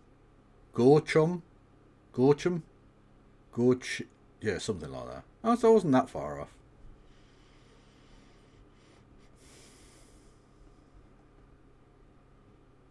The Gundams won't stand a chance against my tall geese. Oh, what is this fucking weird degenerate filth? What is this? Is this another anime that Elon Musk likes or something? No more cricket for Kif. Well, good, because in cricket it's bad to get a duck as well. So, yeah. paper that it's written on. You know, I've sat in the chamber with them when they've been talking absolute rubbish about all. Are you an MP? You should have mentioned that you're an MP. You were in the chamber of the House of Commons because you're an MP. Yeah, we get it. Sorts of things, you know, and it's kind of quite interesting that you look at what happens when the Green Party puts out a policy. There's all this, oh, is it fully costed? Actually, yes, our policies are fully costed. Our manifesto was absolutely fully costed. When Reform puts out something that's going to cost the country, you know, £80 billion, and they've got zero idea where that money's going to come from, somehow they get a free pass. When they put out this ridiculous kind of golden visa scheme that's going to cost literally billions, somehow it's, again, they get a free pass. So that is, you know, there is a real failure to scrutinise what Reform are talking about with that. On the fundamental point of should people on lower incomes be paying more tax? No, absolutely not. You know, fundamentally, we've got a problem of inequality, and one of the ways that we even that up is by supporting those who are on the lowest incomes and getting those on the highest incomes and with the highest wealth to pay more, to contribute more. And that's what's crucial about this discussion about wealth taxes, because you know, we haven't, I mean, we used to, decades ago, we had a situation where income tax was up much, much higher than it is. The high levels of income tax were much, much higher than they are now. But we've really got... Exactly, that's the ratchet effect that I've talked about in the past. The Labour Party don't even take us back to the position we'd previously been in, because it's just managed decline. That's all they're there to do. It's fucking embarrassing. To have this conversation about wealth tax, because fundamentally that income has been recycled into wealth, and then people can sit on it and, you know, get a great deal of income without having to do anything much in the way of actual labouring. At the same time, I think we do need a really nuanced conversation about this. I'm a bit distrustful, to be perfectly honest, of this kind of 99% versus the 1%. You know, people on the 99th percentile are people like NHS consultants. So we've got to be kind of subtle about the conversation about people who are... Can we be nicer to the rich, please? My briefcase is heavy.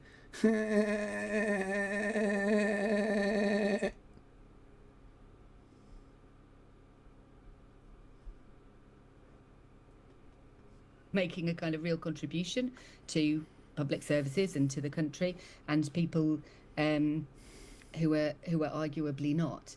I think also for me, you know, I'd want to look at the model of somewhere like, you know, Denmark, the Nordic country. Yay! Basic bitch social democracy. Woo! Now don't get me wrong, that would be better than what we have now. But it is dreaming very small. Where they have a model where there is considerably more raised in tax from the population as a whole, but not from those at the lower end of the income scale. So the taxation burden is much more kind of fairly distributed, and it's much more progressive, essentially. And an obvious example of where we should be doing that in the UK, and we talked about this at the time of the general election as well, is national insurance. I mean, effectively, it's quite interesting. In the UK, we've got income tax, and then we've got national insurance that we nominally treat as separate, but then we put it all into the same pot. And you could make an argument about actually that should just all be integrated and have a much clearer system around that. But we've got this system where at the lower end of the income scale, you pay a higher proportion of your income as national insurance than you do on the portion that's over about £55,000 a year. Why is that? Why is it that people on higher incomes are paying a lower proportion of their income as tax, even on... Because we're a joke of a country that's run by rich people for rich people, basically. On just normal wages. So I think we really need quite nuanced and subtle discussions about tax. I'd like us to have a much bigger conversation as a society about tax, not only to get to that kind of common understanding of it's how we can chip into that pot to pay for the things that are valuable, but also to just get a better understanding of all the different ways that we do pay tax. You know, VAT is a huge tax that the burden falls hardest on those with the lowest incomes, because we pay a higher proportion of our income on it, and yet it's, you know, rarely part of the conversation. Yeah, is she running to be Liberal Democrat leader? Because I think Ed Davey already has that position. I don't think that's open. I thought this was the Green Party debate. At all.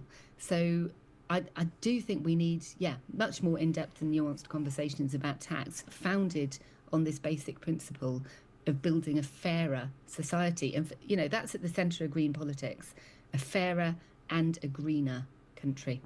What Ellie's saying there is really interesting and a nuanced conversation that I'd love to have too. And I think it's a conversation that Parliament should be having. I also think it's a conversation podcasts like this should be having, you know, where your audience... Podcast! Oh, Curtis podcast! Oh. But you wish you were a streamer now, dickhead. Largely very politically engaged, very, very interested. There's other aspects to this too, for instance, like the Bank of England and their so-called quantitative tightening, where we could quantitative ease. Right now, we are paying interest on the amount of money that we lent to corporate banks. And actually, we don't need to be doing that. And just removing that entirely, I think it was estimated between 30 to 50 billion pounds.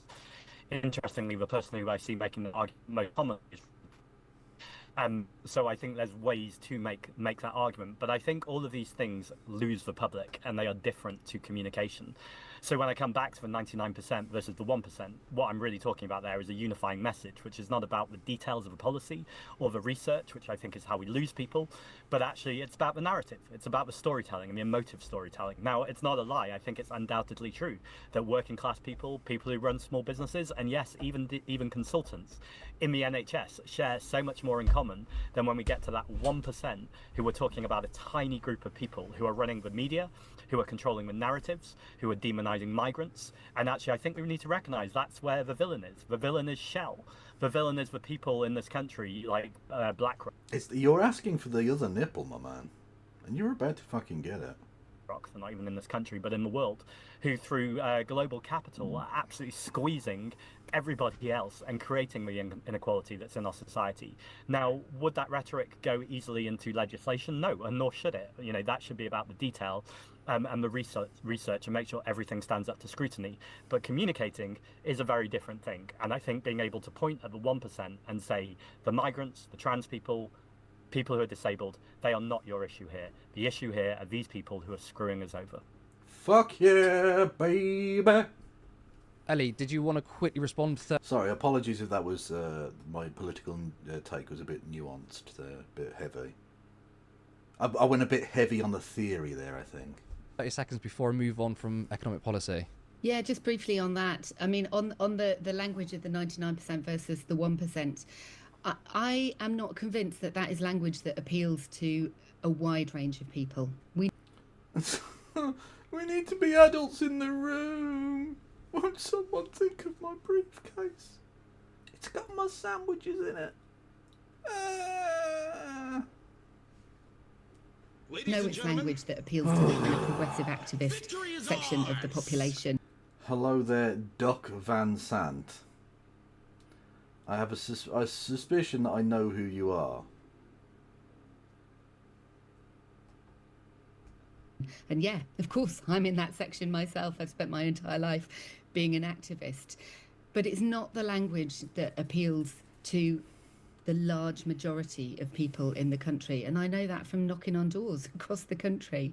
I think when we're facing, in Reform UK, a political party that is leaning in to polarisation, we do face a choice about whether we ourselves also lean into polarisation and dig into... Oh no, let's defeat fascism with Kumbaya. Let's all just do a fucking drum circle. This is the problem. When you have this kind of mindless, kind of nicey, almost sort of hippie attitude, this bullshit attitude, it's that fucking Michelle Obama shit of like, when they go low, we go high. No, motherfucker, it doesn't work. You can't nice your way out of fascism. That's not how it fucking happens. By the way, thank you, Dingus Van Sant with 100 bits, who says a thing in Dutch that I'm not even going to attempt. Tiet Jerksturadel. Clip it, ship it, and fucking equip it with suicide vest. Ellie has zero clue of the state of the country and the risk of fascism. Well, yeah, because she represents villages. There isn't a rise of fascism, there's a rise of fucking mad cow disease or something. Speaking only to people who already agree with us, or whether we channel a different sort of politics and speak in a way that is more inclusive, that people can connect with more easily. So there will always be a really, a significant chunk of people who are appealed to by that messaging. But there's a much wider chunk of people who recognise that all of us are kind of complicit and kind of integrated into all of these systems of the way that our society works at the moment. And they want a message of how we can shift to a different way of doing things in a way that isn't so simplifying that they distrust it. Zach, not too long ago, the Supreme Court ruled that men, women refers to biological sex, not gender, leading to policies such as people having to go to the toilet that match their... I'm really sorry about that, Journey Jordan. Like, I wish... Check what I wrote. I'm not doing your weird anime shit tonight, Phantom of Black. Chill. Yeah, Journey Jordan, I'm sorry, I can't really offer you any nice words. Other than, you know, we stand in solidarity with you. If they take you, they'll have to take me too. That's all I can say. It won't feel great, but we'll both be on the cattle car together. That's it. What can I say? Gender assigned at birth rather than their current identity.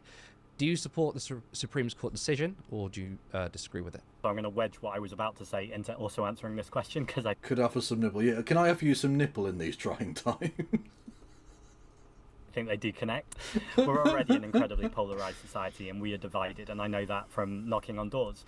I also know that the 99% message is a very unifying message. I ultimately want to polarise ourselves from the 1% because we are already polarised from them. So I think it's about how do we bring people together. Now, there are two different ways of doing that. We've got the Lib Dem model, which is to tell people what they want to hear at the local level, win MP. Yeah, he's calling her as a fucking piss diamond. Fuck yes. Let's go. But then when you have 72 honestly, MPs not really have a he's hitting all the right notes. Or a real way of changing the country. Or you have a much more principled way, which is to say, yes, we want to go where people are at, but it's not about going just to where they're at. It's bringing people to you. It is winning the argument. Stop it. It is about telling Get some powerful help. stories based on research and science that can bring people and change people's minds. And so when I see Keir Starmer say that he looks at the Supreme Court judgment and it said what it said, so that's his view, that's a complete moral abdication of all responsibility. It's also a ridiculous, incoherent, wank, cruel position to take. Yeah, absolutely it fucking is, yeah. He's a cunt. He's a spineless cunt who stands for nothing. What a piece of shit. Thank you, Miss Hire, for resubscribing with Prime. 43 months. Absolute fucking leg end. Love it. Because ultimately, Keir Starmer and the MPs and anyone involved in politics, their job essentially is to change the law or to scrutinise or to legislate.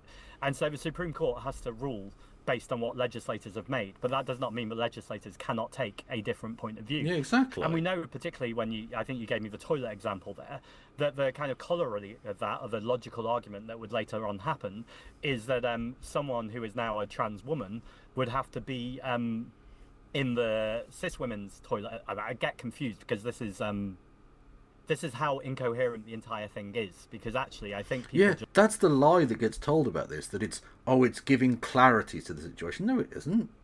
It's done the exact opposite of that. And you know what most places are going to do, if this does actually come properly into force, is they're just going to institute piss where you want to. Well, not literally where you want to, in whatever toilet. They're just going to make them all unisex toilets, which is perfectly allowed. And that's just what's going to happen in places. And I don't know that that's necessarily a thing that a lot of people want.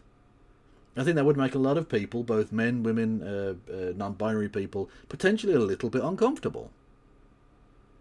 I've always found it slightly strange and unusual, a little bit uncomfortable going into a toilet and it's like mixed use, so to speak. Although going into men's toilets is fucking gross most of the time, to be honest. Just want to pee in peace, and I don't think we should have people at the door inspecting people's genitalia. I also think that trans rights are human rights. A trans man is a man, a trans woman is woman, and non-binary identities already and do exist. And he's hitting the right notes. I like him. I like him, honestly. Absolutely beautiful. Hello there, Mr. Peter Wood. Mr. Peter Wood. Who says now to say just because. Well, fair enough. That's all you had to say. Your eyes speak volumes. I don't know what that means. Ultimately, what we need to do as politicians is show unconditional solidarity to marginalised groups, particularly trans people, who are far more likely to be the victims of violence. And we know the argument that is often used is around women's rights, and there is still a huge amount to do around women's rights. But we also know that huge amount to do. No, it's not that I'm not in favour of unisex toilets. I'm fine with unisex toilets. I'm just not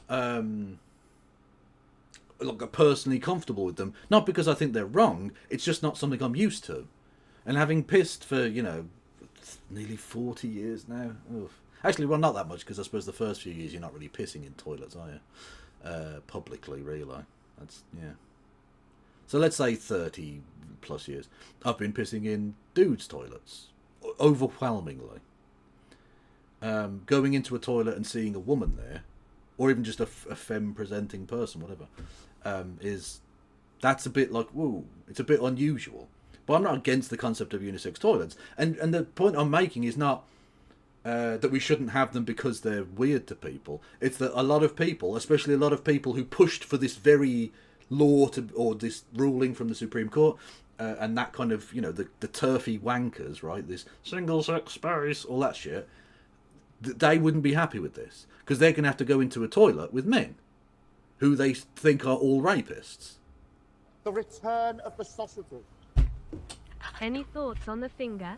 Will you wear a glove? Will I get a kitty bonk? Well, you've got the kitty bonk, so that's in the bag. That you're taking that home with you. That's absolutely fine, right? Will I wear a glove? You know what? It depends what mood I'm in. Sometimes I'm gloveless. Sometimes I go in double gloved just to make sure. Depends if it looks clean or not. That's actually the problem with butt stuff. I don't trust a lot of men that have cleaned. Sometimes. A lot of gay/bisexual men are a lot more cleanly than straight men. Stop it. But not all of them. Get some help. Not all of them. Some of them are dirty bitches. I'm just saying.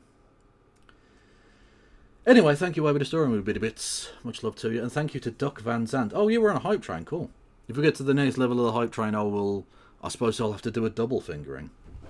I'll wear them like gloves. I'll do, whilst I'm doing Smotrich, I'll do, oh God, what's the president's name again? What was his face? Oh, fucking hell, I've forgotten his name. The president of Israel. Not the prime minister, I fingered him yesterday. Israel... Someone will tell me in chat, but it's very annoying that I can't think of his fucking name. Israel Herzog. There we go. I'll finger Israel Herzog. My brain doesn't work, I apologize. Not Ben Gurion.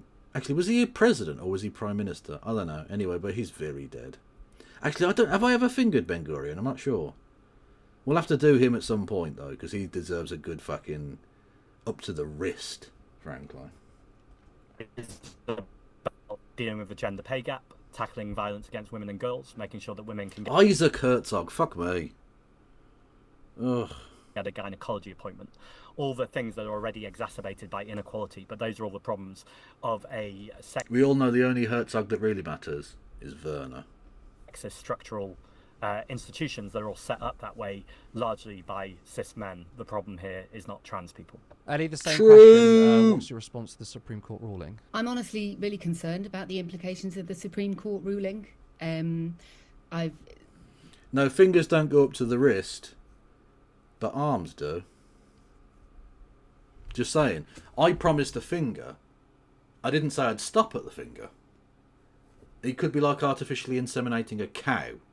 I might be able to fucking play his mouth through him. Just, hello, my name's David Ben-Gurion. I don't know why he's turned into Kermit in death, but that's just the way it is. Had, a number of my trans constituents, trans women and trans men, come to see me in the aftermath of the Supreme Court ruling and kind of explain, this is madness. Trans women saying, I've used women's toilets for years, and now I'm being told that I can't, and I think that is insane. I think trans people should be able to use the toilets of their gender identity, and yeah, I completely agree. Nobody should be inspecting genitalia, and of course that's completely ridiculous. I think we struggle as a society. This is one of the issues we struggled as a society to talk about, and I think it's hugely worrying that trans people face so much discrimination and marginalisation. And the Green Party has had this really important role, I think, in standing up for trans rights, defending trans people's rights to live. Okay, but why am I waiting? Like, she's giving me such, like, JKR vibes, or whatever, like early JKR when she was pretending not to be.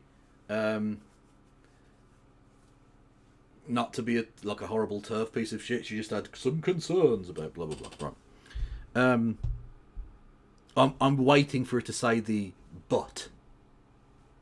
I'm waiting for her to be like, see, we've been at the forefront of but women have reasonable concerns about people with cocks. Like that's what's coming, right? That's what's she's about to drop some nonsense on us. Is what it feels like.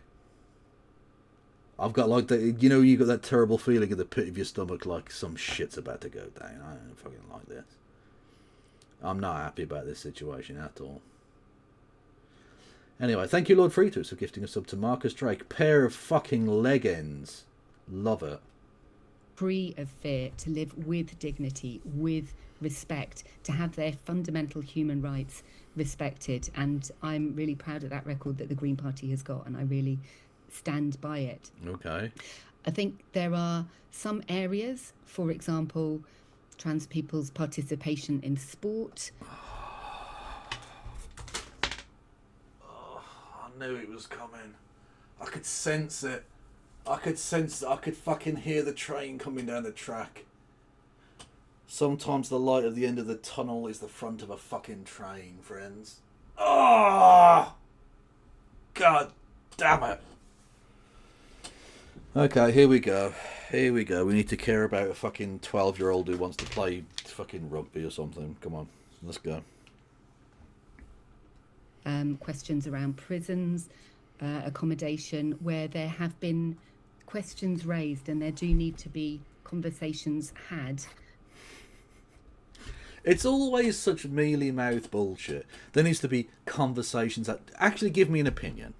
You keep telling me how much of an MP you are, so you are a politician. Give me your actual position. Don't just say, there needs to be a conversation. Tell me what your input to the conversation is.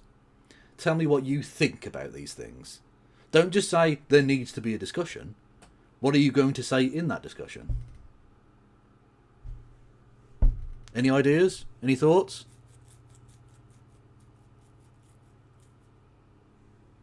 Sort of seems like a lot of bullshit to me. Much like this amazing bit of nonsense. So, Neolin van Leuven is, I believe, Dutch, and a darts player. Now, darts, you might think, is not a sport, and you'd be right, it isn't really a sport. But that's not the point, it's treated as a sport. And as you would understand, this person is a trans person. They are a trans woman who competes largely, but not exclusively, in women's sport, because sometimes they have crossovers where... Get the fuck, like I'm not playing with all these mutants! We'll get to that in just a second. I'm explaining at the moment about a trans darts player who has been competing in the women's draw, but also they have women that compete in the men's draw as well, so she's been playing some both. It's a bit weird. Anyway, the point is, she has been doing reasonably well, not absolutely dominant, but reasonably well. And that has led, of course, to turf scum going, this is outrageous, she's taking places of women and blah, blah, blah. Like, please, can any of you fucking wankers tell me what the advantage is in throwing a tiny little arrow at a board?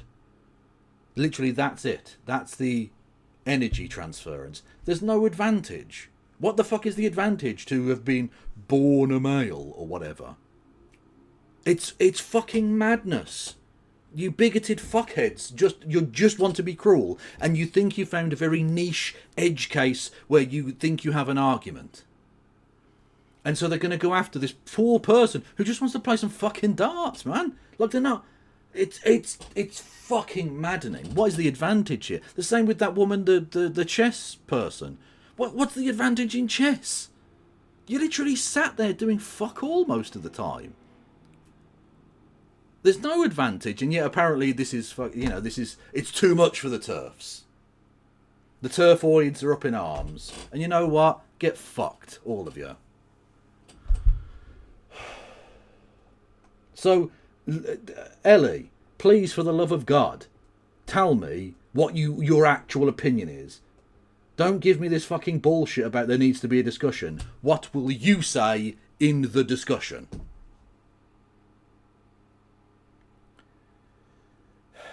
Hello there, everyone from the Surfs TV. Much love to you. Everyone go and follow the Surfs. Lance is fucking awesome. Anyway. I'm Kevin Logan, a socialist from the UK. At the moment, we are watching a friend of the channel, Curtis, who everyone should go and follow on Turn Left. It's a British media organisation which is socialist and therefore cool. Zach Polanski versus Ellie Chowns. They are both seeking to become the leader of the Green Party. And yeah, that's we discussed. This one's a bit turfoid. She's a bit turf coded, let's say. So yeah, not good. Anyway, if you wanted to, you can hit the follow button. It's free and will make me ecstatically happy. And that would be nice. So, you know. Anyway. About complex issues, but that is not. That is not anything to do with questioning a trans person's right to exist or a trans woman's right to be treated as a woman, a non-binary person. It is. It literally is. It's saying, yeah, you're a woman, but you're not a woman enough to compete in sport, or you're not a woman enough to be jailed in the way that, your gender is, or something like that. Like, you are literally denying a part of that person's existence. I smell the Karen, and yeah, there are big Karen vibes from this one. She's basically just your common garden liberal who kind of thinks the environment is important, and that's about it. That's all there is to it, really.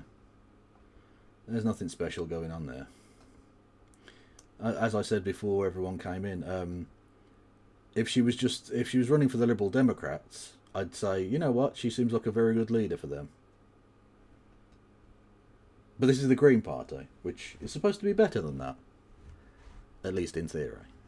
Person's right to be treated in line with their gender identity. I absolutely affirm that, and I really am horrified by the way that trans rights have been attacked, and the way that individuals have been attacked in horrifying ways by the right-wing press, by right-wing politicians, denying people's lived reality, denying people's right to live. No, Carla Denyer is not a TERF. I've never gotten TERF vibes from her. She seems like a very queer-friendly person. As a queer person herself, although unfortunately there are many queer people who aren't TERF-friendly. Sorry, aren't trans people-friendly. In the gender identity they inhabit. And so I think that, it's really important that the Green Party has that strong record of defending trans people's rights. I do hate it when the mainstream media sort of really tries to use this as a wedge issue. What I do have to say is that some people have pointed out that Adrian Ramsey, who obviously you're running with, didn't explicitly agree that, or disagree, that trans women are women and trans men are men. Curtis, are you doing a journalism? This is how you end up not getting access to politicians, by doing a journalism. Okay? If you ask difficult questions, they'll just stop talking to you. You need to play the game. Nothing but softballs, yeah? are trans women women and are trans men men? And do you also believe in gender self-ID? Sorry. You're absolutely right, Curtis. That is always used as this kind of gotcha question. I've got a very clear answer to that. Trans women are women socially, should be treated in the gender identity that they live in. Absolutely. Okay, that's right. Why did you couch it as socially? Because, like, I don't really care so much about what your social views are. You're a member of parliament. You are seeking to be the leader of a political party, or the co-leader of a political party. I care what your legal opinion is on this. I care what you want the law to be. So why did you couch that as socially? Why did you have to couch it in any language whatsoever? It's clear. It's so easy to just say, I believe trans women are women. I believe trans men are men. I believe non-binary people are valid. It's very easy to say. And unlike saying, I support Palestine action, which is illegal and you can't do it, you can say, trans men are men, trans women are women, non-binary people are valid. You are allowed to say that. But just for reiteration, you cannot say, I support Palestine action, because that is terrorism. So don't do it. Biology is different. There's a difference between gender and sex. That's, I don't think, a contested position. And so in some circumstances... Well, unfortunately, amongst TERFs, it is a contended issue, but we'll move on. Sex, biological sex, should be taken into account in deciding, for example, participation in certain levels of certain women's sports, for example. And I think those decisions, personally, I think those decisions should be made by the governing bodies of those respective trans rights or I bites. That's cute. I like that. Sports. So there's a distinction between sex and gender, but I always do. See you later, Vicky Clee. Thanks for stopping by. Enjoy, I presume, sleep at this point, but I don't know. And believe we all should treat a trans woman as a woman, treat a trans man as a man. And of course, we don't always know if somebody's trans. So, yeah. But as a policy, though, in terms of self-ID, is that something you think the Green Party should absolutely support? I support self-ID, absolutely. In its social terms, self-ID for gender. There is a distinction between gender and sex. Zach, same question. So you're basically a kind of soft TERF. Okay, cool. Brilliant. Just fucking super duper. Okay, but can you say Palestine Action do have a point, though? You can't say that, no. No, that is also terrorism. You cannot say Palestine Action do have a point. That would be illegal. So don't say that. But you didn't say that. You were just quoting and saying, can I say that? And you can't. So don't say that. Questions to you, and if you had a quick response. Yeah, the reason why I put my hand up initially wasn't to respond to Elliot, it was actually to tell a very brief story that I heard yesterday, and I promised I would tell it when I had a microphone, and I guess I've got a microphone now. So there's a young cis woman who works for the Green Party, and she was leaving one of our offices, and she's cis, but people started to shout transphobic abuse at her. She was on her bike, obviously clearly very upset about this, cycled off, and some boys kind of almost followed her. Anyway, it was just this horrific story.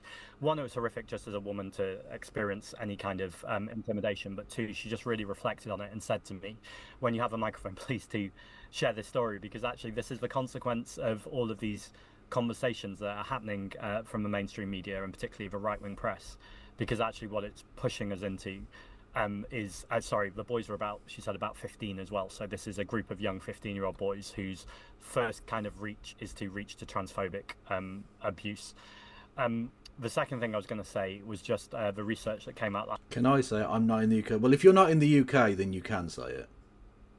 Unless it's also a prescribed group in your area, which I don't think it is, because I don't think any other government is stupid enough or brazen enough to ban Palestine Action. So I think you are safe to say anything you wish about Palestine Action, up to including your support for it.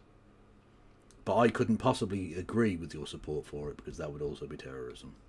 So last week that showed how much fossil fuel companies were absolutely embedded within the Yeah, the gender group critical Yvette movement, Cooper have and a I point, just think yes. that's an important thing. That's not illegal. For people to know about, because when this is a wedge Yet. issue, to recognise that particularly when organisations or more newspapers constantly push at the Green Party on this issue, the Green Party obviously being the foremost party who's challenging these fossil fuel companies, I think people should ask questions about why is this constantly coming up. I was on Jeremy Vine the other day. He asked me what is a woman. I answered. And then to come back to my 99% answer, my second part of my answer, which is I think stolen from either AOC or Bernie Sanders, which was trans people also need to buy eggs. They need to get to work. They need to pay for transport. They are the 99%. And that was my point about the 99% versus the 1%, that I think we need to get back to inequality, and that affects trans people even worse, rather than these conversations about what genitalia is between someone's legs. Finally, to answer your question, I absolutely support self-ID. And in terms of the Equality Act, that already gives space to say if there's a very specific reason that we should go on a case-by-case basis, but I don't think that's anything to do with the gender of someone. I think that, you know, across anything, that a dangerous person is a dangerous person, but I think what is really insipid is the implication. I'm not suggesting Ellie was doing this, I'm talking more widely. I am outright suggesting that Ellie was doing this. Now, I don't have to continue to have a professional relationship with this person, Ellie Chowns, so I don't need to be nicey about it. She was absolutely doing that. Yeah. It's that kind of soft selling, it's the thin end of the wedge of turfery. That's what she's doing. That's precisely what she's fucking doing. It's cowardly and it's wrong. The implication that a trans person is in any way more of a threat, or any threat at all, to a community, as opposed to what we know the real threat is disproportionately, which is cis men. Let's talk about the elephant in the room. There is a new... Whoa! Why am I catching strays? I'm not even that fat. Oh, sorry. Oh, you meant that in a non-literal sense. Okay, that's fair enough. Party, which doesn't have a name yet, which is headed by Zara Sultana and Jeremy Corbyn. What's your view on that? Oh, Jeremy Corbyn is Hitler. Oh, Jeremy Corbyn is Hitler. Oh. For the new people here, it's a joke I have where I just lean into the idea that Jeremy Corbyn is Hitler, because that's how the media tried to sell it for years. I just want to point out he isn't actually Hitler, and I don't like Hitler. I do like Jeremy Corbyn. Almost as much as I dislike Hitler. Not that I'm suggesting there is some sort of connection between those two, but, you know. And would you work with them? Yeah, I don't think it's an elephant in the room. I've actually got to the point where I'm really excited, because you look at Keir Starmer and you go, why are two parties, or one party as in the Green Party and a non-party yet, already surging? And it's because Keir Starmer has created such a huge space to the left. So actually, I think any of us on the left and socialists need to go, how do we make sure that this moment is not lost? How do we make sure in this moment we grab the kind of... It was what I was talking about. Yeah, YouTube is shit. Use nameless entity. I've just come to terms with it. They're just rubbish. About before, about not being a weather vane, but being a signpost, and actually going, this is the moment where we know people are upset. We know that inequality is destroying our communities. Corporations are destroying our communities, they're destroying our environment, and they're destroying our democracy, and it's time to fight back. And I think anyone who wants to fight back with the Green Party...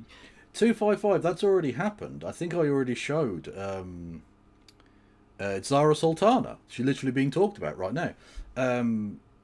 Saying in Parliament, using parliamentary privilege, which for those who don't know, in the UK, if you say something as a member of Parliament in Parliament, you can't be prosecuted for that. It literally doesn't matter what it is. You can literally admit to murdering somebody, and that could not be used against you as evidence in court. Everyone would know you'd killed the person, but the court wouldn't be able to do anything with that information. They'd have to prove it elsewise. So, in order to allow them to have complete and open discussion about things, to make sure they get laws right and all of that. And so, although you can't call people like stool pigeon or accuse them of being drunk, even when they are. Parliament is weird. Anyway, Zara Sultana came out and said the thing that you're not allowed to say, which is, I support Palestine action. I can't say that. That would be bad and illegal and terrorism. But Zara Sultana said it in Parliament, and that can't be used against her. Which is, I'm glad she used her privilege in that way. Not that I think you should support Palestine action inside or outside of Parliament, because that would be terrorism and bad. I think I'm covered. I think I'm covered. Is ultimately people that we need to ally with and find ways to work together. So, you know, on one hand, the Green Party, I would still always say, is the best place to do this. We got nearly 2 million votes. We've got 39 second-place finishes, over 800 councillors. I do think it's good. We're not having conferences about what our name is. Like, that's really starting from the very beginning and working up. And it's not for me to tell anyone else what to do. So if people want to do that, then I literally support them in that. But also go, if that starts to seem like a distraction, or if that seems like it's going to take a very long time when we recognise we have racist riots on our streets and we've got people trying to threaten or are threatening people in hotels, asylum seekers, then it's probably time to join the Green Party and make sure that the momentum we've got, we build even further. We've got an internal election race right now where I'm standing on a very explicit ticket of saying I stand with you. I want the Green Party to be bolder about being a left-wing socialist party, that anyone who aligns with our values should join and get involved.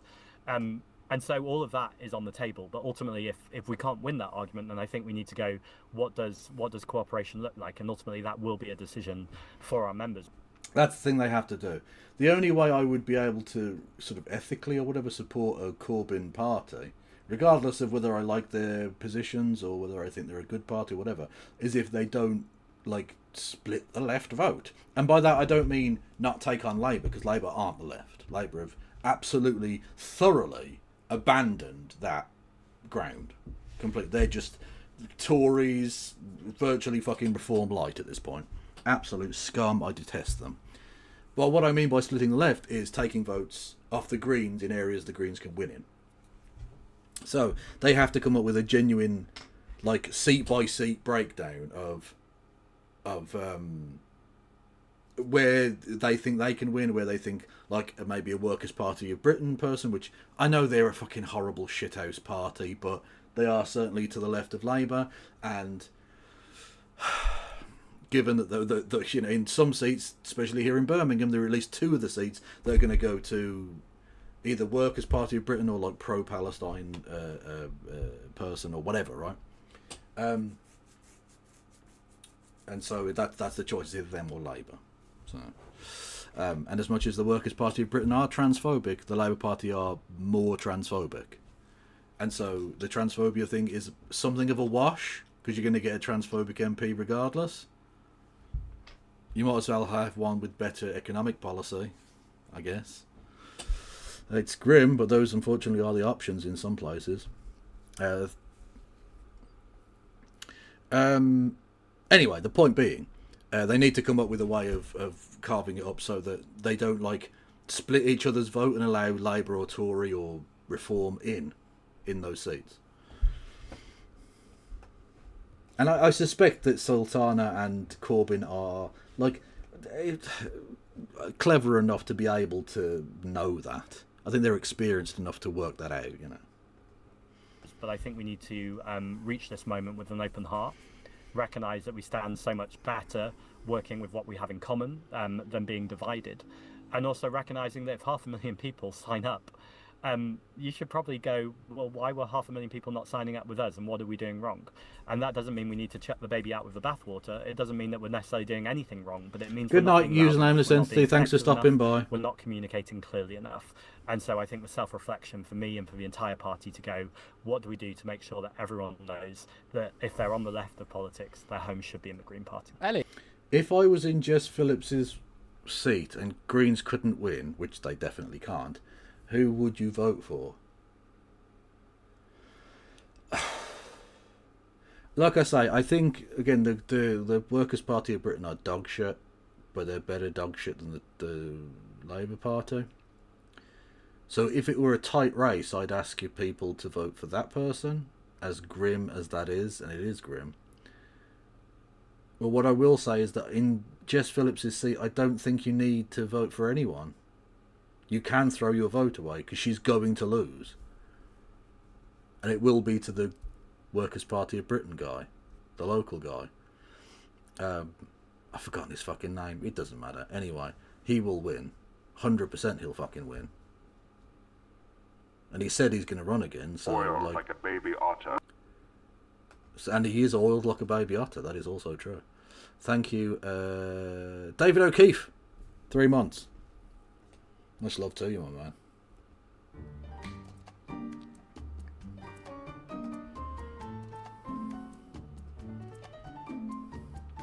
Oh, your baby dogs. So sad. We'll go now. It's a Staffordshire Bull Terrier bit, so you know who sent this. Okay. Oh yes, he gets his choice of sticks. He's going with a little chubby one. That's okay. A little chode stick. I want it to go. Oh. We could have stayed inside.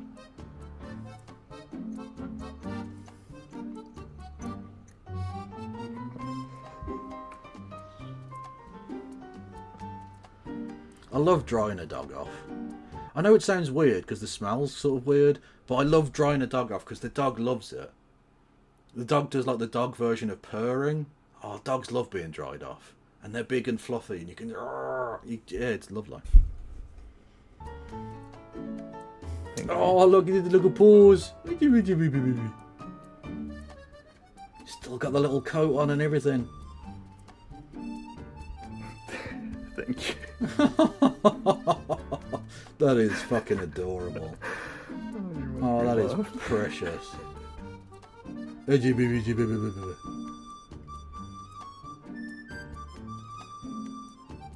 Oh, he's got a little penguin friend. Is it a penguin? Or a cow? I don't know what the fuck that is. Anyway. Hey, I mean, Zach not only said that you probably worked with him, he even sounds excited. A couple of your and Adrian's press releases suggested that you're not as open potentially, and also your press releases criticised this new party of not talking about the climate enough. So my question is the same to you. Why do people put dogs in coats? To keep them dry. Basically. It keeps the majority of their body dry, so you've just got to dry their head and their paws. Which isn't such a big deal with one dog and a small dog, but could be quite cold as well, you know. Really is, would you be open, if you were leading the Green Party with Adrian Ramsey, to open up and work with this new party to take on, obviously, Labour and Reform? Cooperation with anybody that we've got common ground with is in the DNA of the Greens. You know, we always have done that. When I was a member of the European Parliament, we were cooperating across parties. I'd like to work in a political system, a proportional political system, where cooperation is kind of embedded into the system. So cooperation isn't the thing that's... Oh, scared the shite out of me again. Love it. Thank you, Grumpy Queer. Much love to you. Nice palate cleanser. Yes, 255 does send the best Staffordshire Bull Terrier related Poperino content, which, you know, I'm very grateful for. They do a lot for this channel. Do you have any do you have any sympathy for older Green members who are like, I joined this party because I'm a liberal. Who cares about the environment? I don't want socialists to come over and take it. I do have some sympathy for that 255, which is why I haven't joined. I need to know authentically from the Green Party where they're at. You know? And if there are weirdo, like... I mean, how do I even put this? If there are members of the Green Party who are, like, pathetic... Oh, I want it just to be my small little club people who are, like little Englander types, I suppose, but for a political party. Yeah, those people need to fuck off. If you're going to join a party and hope it doesn't grow because some of the people might not be nice, why did you join a political party? Why not just join a social club?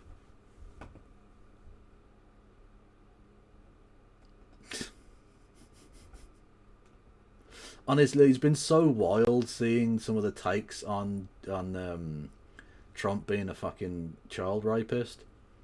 Like, it's been... They've bent over backwards to try and defend him. Fucking tragic. In question here. I mean, I have to be really honest, just kind of looking on at this process of the launching of a new party, it's not been... Yeah, the NIMBYs need to be dealt with, certainly. But the problem is, if Chowns and I forgot his fuck. Ah! If the dual ticket of Chowns and the briefcase get in, they're both very much NIMBY people in NIMBY seats, right? They're both countryside people who don't want any... Ramsey, thank you. They don't want any, you know... They don't want the pylons, famously. So they're not going to... Like that, the dealing with the NIMBYs is not going to be done when you've got NIMBYs running it, if you see what I mean. Whereas having someone representing a London seat, or representing the whole of London, I suppose, technically, they, yeah, you have...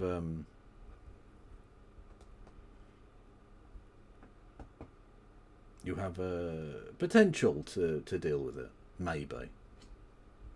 I certainly hope he does. Also, I forgot to say thank you to Duck Van Zandt for subscribing. Much love. Much love. One of the Staffy channels I follow has really disappointed me because they put out a Staffy children's book full of AI art. Well, I mean, that is a bit disappointing, but also they're probably just trying to earn a few quid, you know. Frank is from Derby and Muffin is from Leeds, so Northern influence is good too. That is also true, JJ, yeah. The sort of thing that would inspire confidence, in my opinion. It's been a bit fits and starts, hasn't it? They haven't even got a name yet. There's clearly underlying it some tension around leadership and things like that. And so I'm interested to see what happens. Zara and Jeremy are both people with whom, yeah, you know, we've often voted the same way in Parliament, and you know. Are you in Parliament? I wish you'd mentioned this 20 fucking times already. Had perfectly cooperative conversations in Parliament about political issues, but in terms of the launch of the new party, I mean, it's interesting that they've got lots of sign-ups on their website. At the same time, I would say, well, nobody's had to pay anything to sign up on their website. And I would, if I was them, I would be a little bit worried that it was lots of people signing up so that they could vote, you know, to call the party Voting McVoteface or something like that. You know, there's a real kind of, it's not, we can't assume what people are signing up for. Jesus Christ, she's literally just doing the stupid jokes. The fucking, the media have been doing.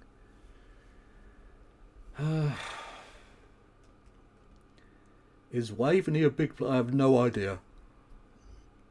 I know it's in, what, Suffolk? But other than that, I don't know anything about the place. Do you think she's ever been... Do you think she's even... Sorry, fuck's sake. Do you think she's ever near the London Eye? Well, Parliament is relatively near the London Eye, so I suppose so. And as she's mentioned 21 times... she's in Parliament, so presumably. With their sign-ups there, so it's going to be interesting. Wherever there's common ground between the. Oh, I'm sorry to hear about your dog passing. I don't know if you're around for the glory years of Rory Cats on this channel. Hang on, I'll show you him. Because he's... there he is. Absolute king. But he passed on a couple of years ago. I do miss him. He was a good boy. He was the goodest boy. The Green Party and others, of course we want to cooperate. It's far too early. Some journalists have started asking me about, you know, would you have an electoral alliance with them? Well, it's not even a political party yet. Let's see how things go. And like I say, and in fact, like Zach has said, to anybody who does want an existing, highly functional, very organised, really successful political party that stands for all of those things that Jeremy and Zara have been talking about, and is much stronger about tackling the climate and nature crisis, and is really explicit about changing our political system so that every single person's vote counts equally. Have I seen Gumbus the cat? I have not. Then they should join the Green Party. Out of the two of you, Ellie, you did reference about electoral alliances. The party isn't fully set up yet, but for both of you, when this happens, not just about, you know, working together on a particular policy or anything, but would either of you be open to some form of electoral alliance where the Green Party and this new party can outpoll Labour, for example. To be really clear, you know, the Green Party has taken part in electoral alliances in previous elections a couple of cycles ago. Now, that was for those reasons. Then at the last election, we stood absolutely everywhere, and I would like us to stand absolutely everywhere at the next election. I don't rule out in principle cooperation with parties where we have enough in common. It's too early to say which party or parties that might be at the next election. And fundamentally, you know, if it's a party that doesn't stand on the principle of one of every person's vote counts equally. You know, Jeremy Corbyn led the Labour Party for a number of years and never did anything about proportional representation. That's a really fundamental point of difference between his perspective and the Green Party's perspective. So she's trying to come up with reasons why you shouldn't be. She's a cunt. That's a big cat. Rory Cats was big, but not this big.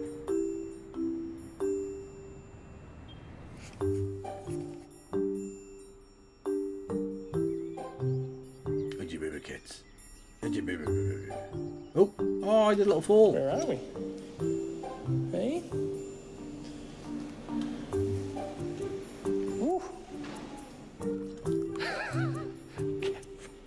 Careful. Go on, you got this. You can fucking nail this. Go on. Swim. Heck yes. Oh, look at it swimming. Fuck yes. Oh, go on. Fuck yes.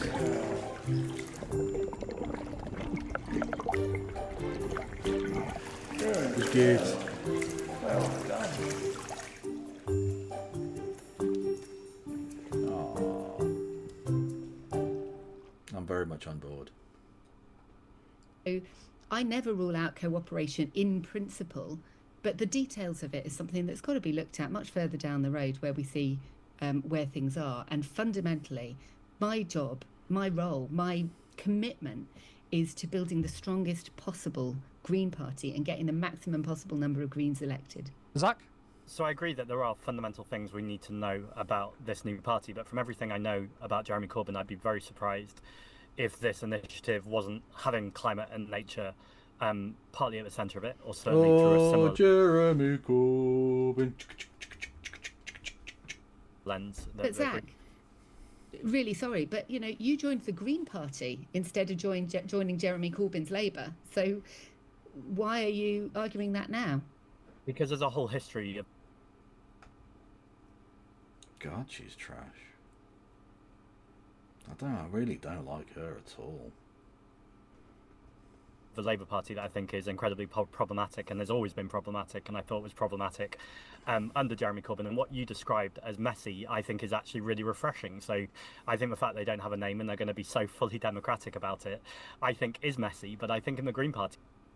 Well, I will ask, because I'm not a hack here, what does he mean by that, Zach Polanski? I don't want to do this anymore! What does Zach Polanski mean by there are problematic elements under Corbyn? Like, I'd be interested to hear. Because I don't think I've ever heard him talk about that. He probably has, I just haven't heard it. I don't know. Thank you, Ross DG, who says, do you think Corbyn and Sultana need to... Oh, shit. Do you think need to avoid trying to rejoin the EU? I'm definitely in the minority as a pro-Brexit socialist, but the second referendum scuppered it for Corbyn last time. Yeah, I think so. I think I've discussed this in the past, and I think it's definitely like a baby case of putting Brexit to bed for the next 10 years, basically. Nothing's going to happen in terms of rejoining the European Union for the next 10 years. So like it's sort of pointless. Hang on one second. I will deal with the thingamajigs in a second. Yeah, you need to put that to one side and just say, look, we're not going to try and rejoin the European Union. It's sort of a done issue. Not that we like the fact that we Brexited, but because that you're going to have to soft soak it to like anti-Brexit people. but that it's not going to change anytime soon. So for the time being, we're pro-Europe, but we're not going to have a referendum on a second referendum on rejoining or whatever, right? For the purposes of the next Parliament, especially, right? Because that's essentially what you have to come up with a manifesto for. So for the next Parliament, so for the rest of this Parliament and the following Parliament, which is basically 10 years, 8 years, 9 years, you're not going to rejoin the European Union. I think that's basically what you have to try and do. Because I think, to be honest with you, I think the British public are fucking sick of it as well. In all honesty. I don't think they want to have to keep talking about this forever and ever.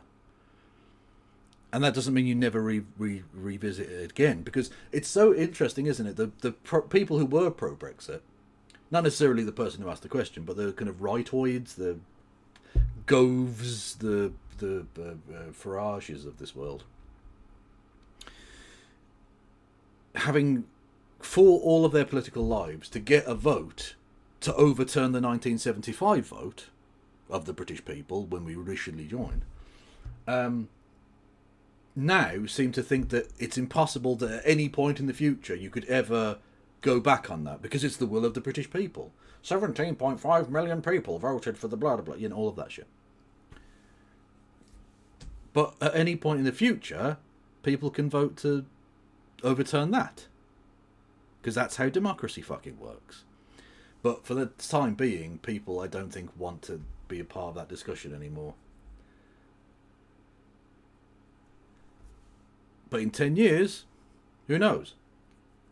And certainly for the viable amount of time that Jeremy Corbyn is going to be involved in mainstream politics, which is at most 10 years, it's dealt with. Do you see what I mean? And then after that, they can reassess where the country's at, where the political situation is at, where the European Union is at, and then maybe do something. But for the time being, it's dead. It's a dead issue.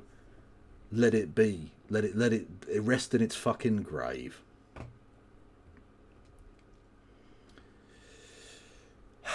Anyway, thank you to Ross DG again. Much love. Very generous, my man. I say my man. I assume Ross is a man. I don't know. It's terrible. Anyway. Thank you for 10 gifted memberships as well. Much love. Get another cat, Kev. Well, I've already got strays. Well, not strays, but I've got like next door's cat, and there's a cat from around the way, and then there's Dave. I told you about Dave, didn't I? He's still knocking around, living in his little fucking rabbit hutch across the way.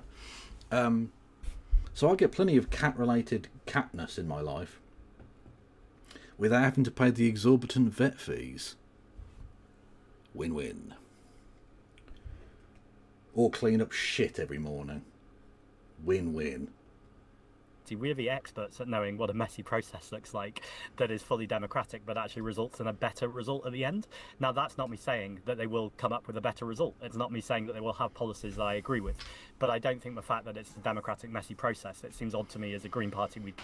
My real problem that I've always had with the Labour Party, including under Jeremy Corbyn, although it wasn't coming from Jeremy Corbyn as far as I understand, but the people around him, was the top-down authoritarian nature of not listening to the members and not allowing people to have a messy process because they were always trying to control things. It was interesting to hear Jeremy Corbyn call the Labour Party today, I think, or yesterday, full of control freaks, because that was my observation and still is my observation of the Labour Party for a long time.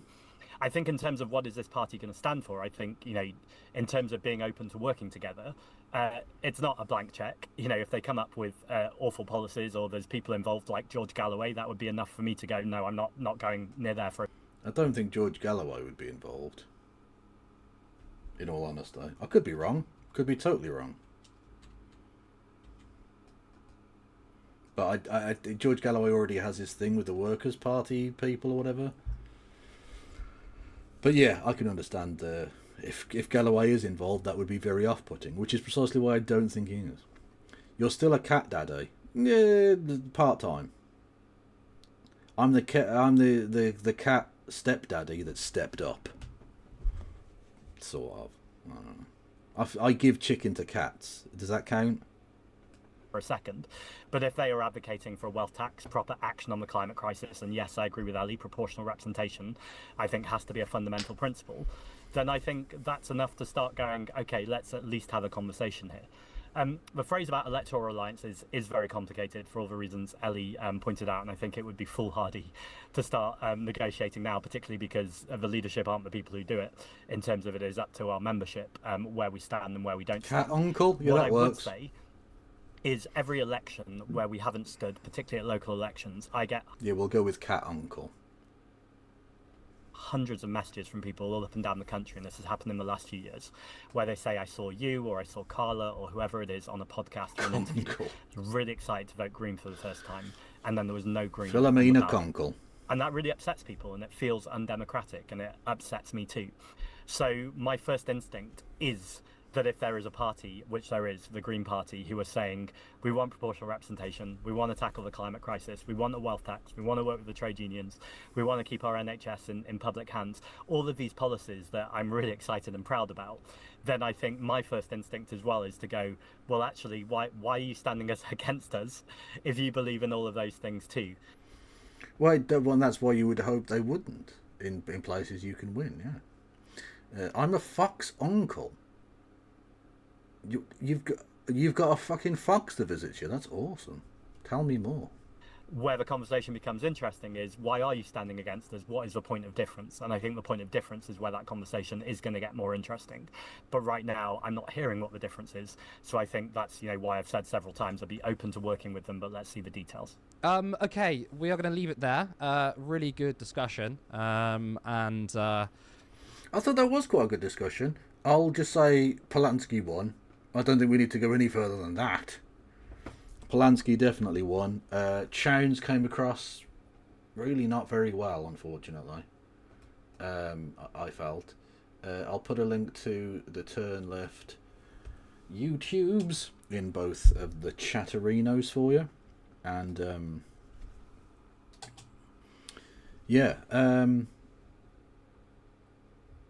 I thought she come across quite badly. I think she come across as snippy. I thought she came across as a bit of a fucking turf at times, which is very grim, and just a bit briefcasey. I don't like it. I really don't fucking like it at all. I'm low-key trying to get on with the local crows. I need to work on that. Well, crows are social. They can be brought round to human contact. People have kept crows and things. It can happen. Polanski is the future. Chowns is the turfy's past. What? Oh, Polanski is the future, comma. Chowns is the turfy past.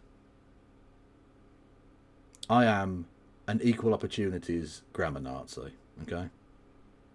If you miss out things that are important, I will point it out needlessly to the entire chat, okay?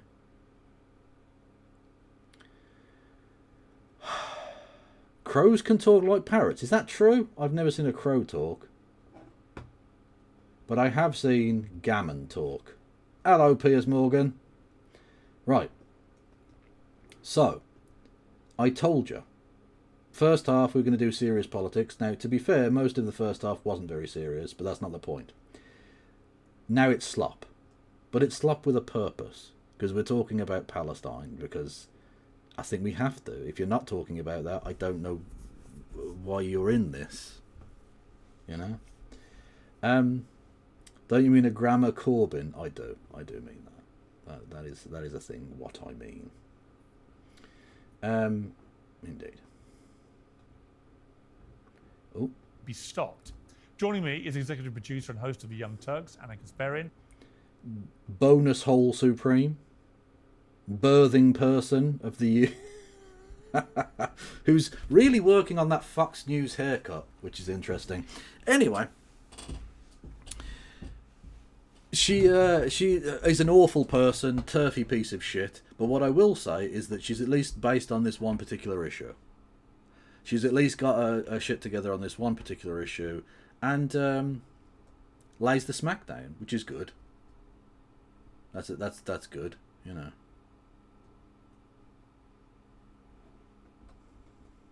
PragerU commentator and pro-Israel. PragerU. No, this is not me, chat. I don't even wear glasses. Activist Shabbos Kestenbaum, and the journalist and commentator for Haaretz, Gideon Levy. Well, welcome to all of you. Anna Kasparian, I mean, it's an important question, isn't it? As most of the world now watches in ongoing horror at what is happening in Gaza, which seems to have just gone way beyond any defensible proportionality to the events of October the 7th, horrendous though those were. But who is going to stop Netanyahu? It doesn't appear that President Trump is minded to do that. And if the Americans don't, I don't know who can. Well, I fingered him. Does that count? I fingered his inflamed bowels. Which again, is what is a bowel but a tunnel? A tunnel, right, inside someone, underneath, right, that's using a human shield. Just saying. I know Benjamin Netanyahu doesn't look like a human or act like a human, but he is. So that is tunnel underneath, human shield. The only thing the IDF can do, realistically, is be consistent in their use of tactics. And I will leave it there. For legal and terms of service reasons. Well, you do make a great point here, Piers Morgan, and it's the same point that I actually made on... Oh, it's so grim. It's so grim when you have to say, you make a great point, Piers Morgan. Oh, but the thing is, he did make a good point. It's so annoying. Israel is so shit, it makes Piers Morgan say correct things. That's how... Imagine how mental and shite you have to be to make Piers Morgan seem like a good, level-headed, sensible kind of a chap who just makes just a generally good point on air. Like, you have to be, like, just insane, world-class cuntery. The worst of the worst. Moral high ground ceded to Piers fucking Morgan. Hacky McHackface. On this very program not too long ago. The only person who has the ability to use his leverage to get Netanyahu to act differently is President Donald Trump. And for whatever reason, he seems ready and willing to supply arms to Israel, get dog-walked by the Israeli Prime Minister, Benjamin Netanyahu. He does get dog-walked. He literally... Like, Trump pushed his fucking chair in. What are you doing? What are you doing? Also, did you see him cheating at golf? They were able to film him at Turnberry, his fucking golf course in Scotland. Well, it's not... He owns it, but it's not his golf course, because that golf course pre-existed. Anyway, yeah, look at this. Watch your man here, the front of the two caddy people, just drop a ball. Oh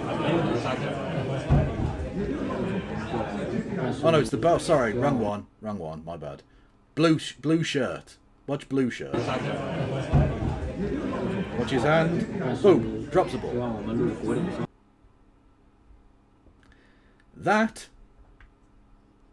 That is not how you drop a ball if he goes into the unplayable ground.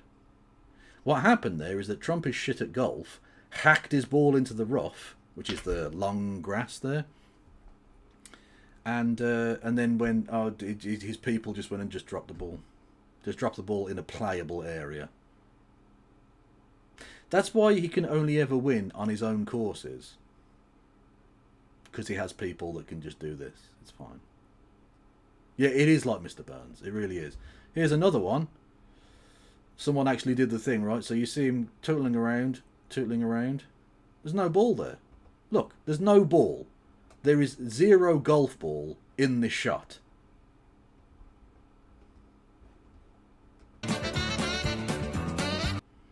Goes to, and then all of a sudden... Oh, there's a golf ball! Goes to just tie his shoelaces or just... And then there's all of a sudden... there you go. Magically, there's a golf ball there now. Because again, he's shit at golf, hacked it into the rough, and has just dropped a ball in a playable area. So that's at least 2 examples of him cheating in one round of golf at one course, one time.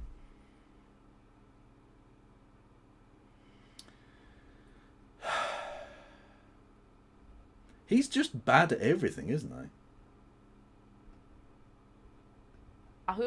And quite frankly, not only is his actions and his enabling of these actions and this genocide in Gaza shameful for the American people, since we're being forced to fund it and pay for it, it's also embarrassing for the American people. We'd like to live in a sovereign country that has a government that represents the best interests of the American people. Instead, Donald Trump, along with other government officials, are facilitating the theft of our taxpayer money to buy bombs and other weapons that terrorize, slaughter, and maim innocent people, women and children in Gaza. It's unacceptable. See, she's right about this one issue, at least. At the very least. Okay, Shamus Kestenbaum, I find it really difficult to see how any Israeli or Jew, frankly, around the world thinks that anything that's now happening in Gaza... No, Phil, what I think happened is he had it in his hand, and then so when he goes to, like, brush the thing away, he just drops the ball. It's not very, like, well hidden. The subterfuge is not delicious. It's just dropping a ball on the ground. Because who's going to call him on it? Like, it's sort of Trump cheating at golf on his own golf course and just completely getting away with it for however many years is literally like such a perfect analogy for the way in which his entire life has gone. He gets to own the thing. He gets to make his own fucking rules. No one around him ever calls him on it, even when he completely fucks it up and shanks the ball a mile into the unplayable rough or into the what do you call it, the out of bounds. He gets to just pretend like that isn't a thing and just put the ball on the floor with his hand. He can't lose. The rules are set up perfectly so he can't lose. Even when he's really, really, really bad at a thing, he still can't lose. Because he's had everything handed to him on a platter his entire life. He's never had to play by the rules of anybody else. He's never had to learn any skills. He's never had to practice and work hard at a thing. He just cheats. He just cheats. That's it. He just cheats and buys his way through life. I can't tell you what I would want to have done to him because I'd be in prison.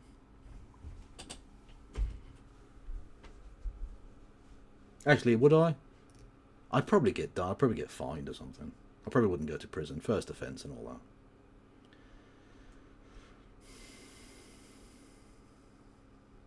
Was anyone else playing? Who knows? Trump probably doesn't. Is going to make it more secure to be an Israeli or Jew. Because all I can see is the opposite happening. That there's just increasing rage, particularly in the Arab world, but also in the wider world. We're seeing it now with many, many allies of Israel. You know, I defended Israel's right to defend itself for a long time and got attacked for it all. Yeah, you're a wanker. You're a fucking idiot wanker who fell for the lies for years. Yeah, we know. All the time by people supportive of the Palestinian position. But I can't defend... And you were wrong. Can you at least admit you were wrong? Can you at least admit that Israel wasn't trying to defend itself? And that this was always about a land grab and genocide? Can you at least admit that, please? Defend it now. Can you defend it? Can you honestly, hand on heart, defend what is happening on a daily basis with all these Palestinians being slaughtered at food sites? And don't just say it's all Hamas, because it's not. Sure. So let's be clear. I do not defend the Israel Defense Forces. I laud and applaud them every day who have...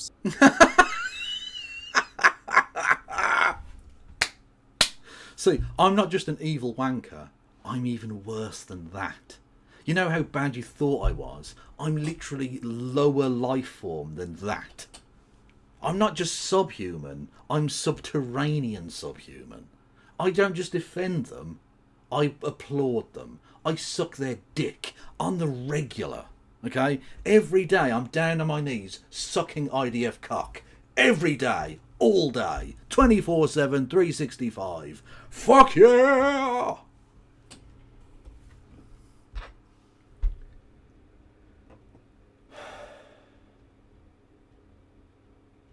What a worthless specimen. set a standard that will be virtually impossible for any Western country to match in a future war. In a dense urban environment, Israel has one of the lowest combatant-to-civilian ratios of modern warfare. Israel has actually given more aid into Gaza than pre-October 7th. This is a genocide that could be, alleged genocide that could be stopped at any point should the Hamas government... Hang on, we'll have that again. Israel has actually given more aid into Gaza than pre-October 7th. This is a genocide that could... This is a genocide. You heard it here first, everybody.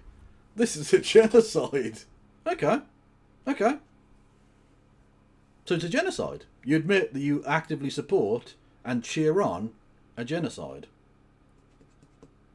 Intriguing. Intriguing. Could be alleged genocide that could be stopped at any point should the Hamas government decide to release the hostages and surrender. This point has been made very clear by Benjamin Netanyahu. I think it's release the sausages, please.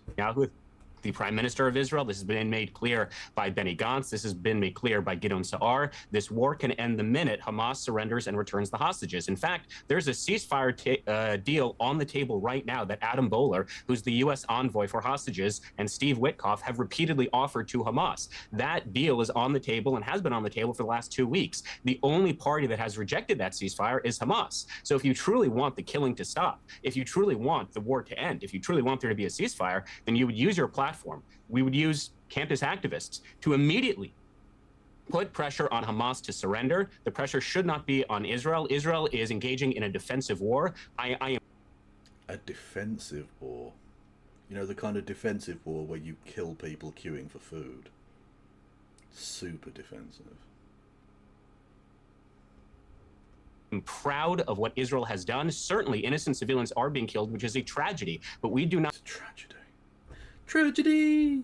When the feeling's gone and you can't go on, it's tragedy!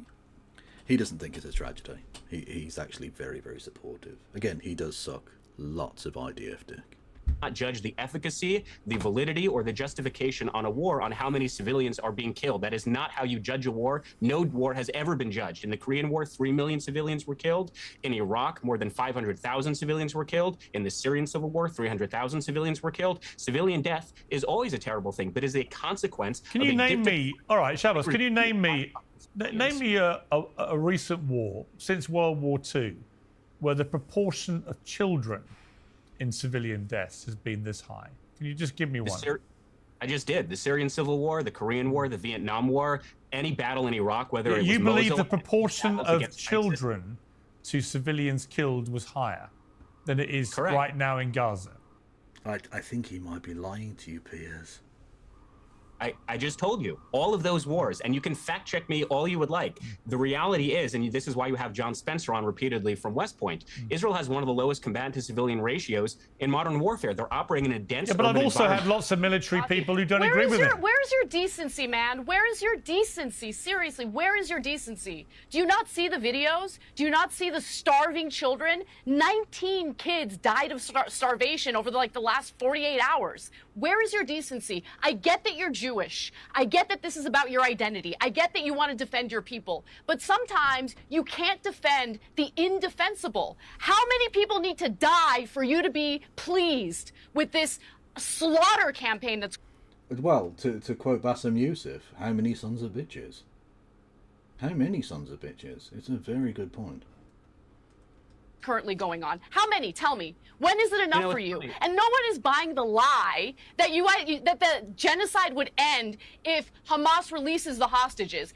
I'm not going to believe for a second that Israel gives a damn about the hostages because they've been bombing the Gaza Strip. They've been blocking humanitarian aid from entering the Gaza Strip. That not only impacts Palestinians who are being slaughtered by Israel, but it also obviously is going to impact the hostages. No one is buying this dog and pony show, okay? It's so obvious what Israel is doing here. They're even bombing Syria because they allegedly care about the Druze. It's not about the Druze. By the way, that Syrian civil war, Israel was part of that proxy war that you have Israel part of, the United States part of, Turkey a part of. All sorts of countries were involved in that proxy war. It was absolutely horrific. And now, of course, Israel is taking full advantage of the situation to annex more land from Syria again. Because it's always about a land grab. That's entirely what Zionism is. Just a solid wall of acquisition of land. Little take a bit here, take a bit there, take a little cheeky Golan Heights, do a few illegal house stealings, take ourselves a little Gaza Strip. You know, that's entirely what they're doing. That's entirely what it is. Blood and soil evil. Thank you, NYC guy, who says, Kev, that anecdote from James O'Brien about the value of an Israeli life versus Palestinian life was incorrect. The ratio isn't 100 to 1. It's actually closer to 18,000 to 1, since the lives of 50 Israeli hostages are being used to justify the starvation of hundreds of thousands, and it appears to be a policy. Yeah, of course it's a policy. I don't think we even need to say it appears to be a policy. Clearly it's a policy. It's not that Benjamin Netanyahu doesn't know this is going on. He ordered it to happen.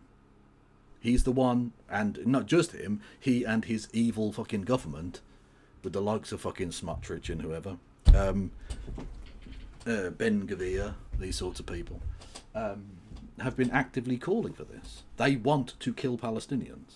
They want them not to be there anymore. If they can force them out, all well and good. If they can't, they'll kill them.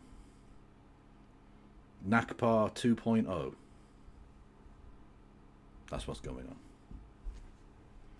But anyway, continue. Tell me where your human decency is. I have to say, as someone who grew up on the far left, actually watching you, Anna, and Cenk Uygur on the Young Turks, it's very, very sad for me personally to see just how far gone politically you have become. I don't care. Audible discharge is not, excuse me, stop interrupting. Audible discharge is not a usurpation of a coherent argument. You simply saying that I'm using my Jewish identity, this has nothing to do with my Jewish identity. It has to do with politics. It is has about to do your with Jewish work. identity.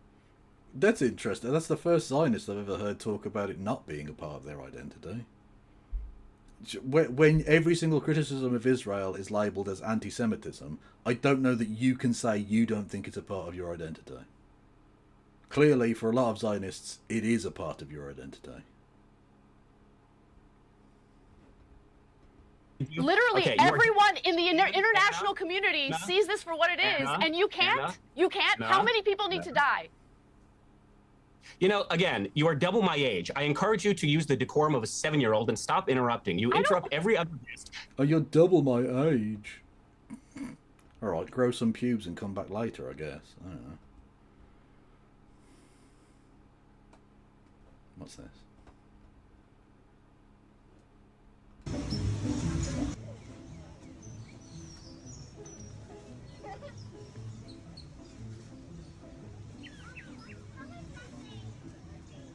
I'll be honest with you, that plumage show would work for me. I think I'd put out to that.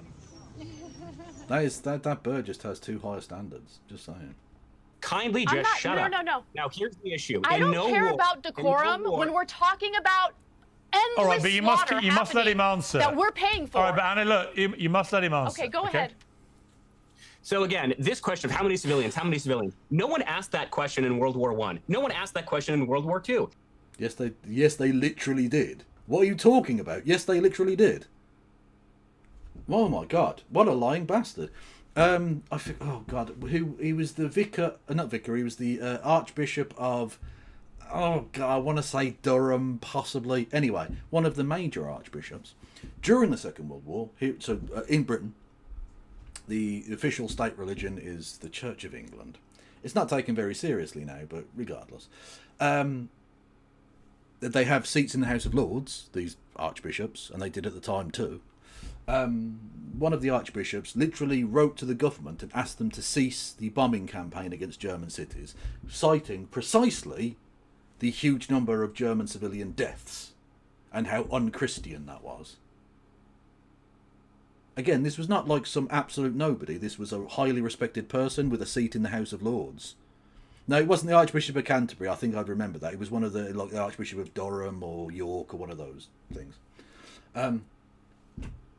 Anyway, and he literally wrote to the government and said, stop bombing German cities like this. This is just indiscriminate murder of people. This is unchristian.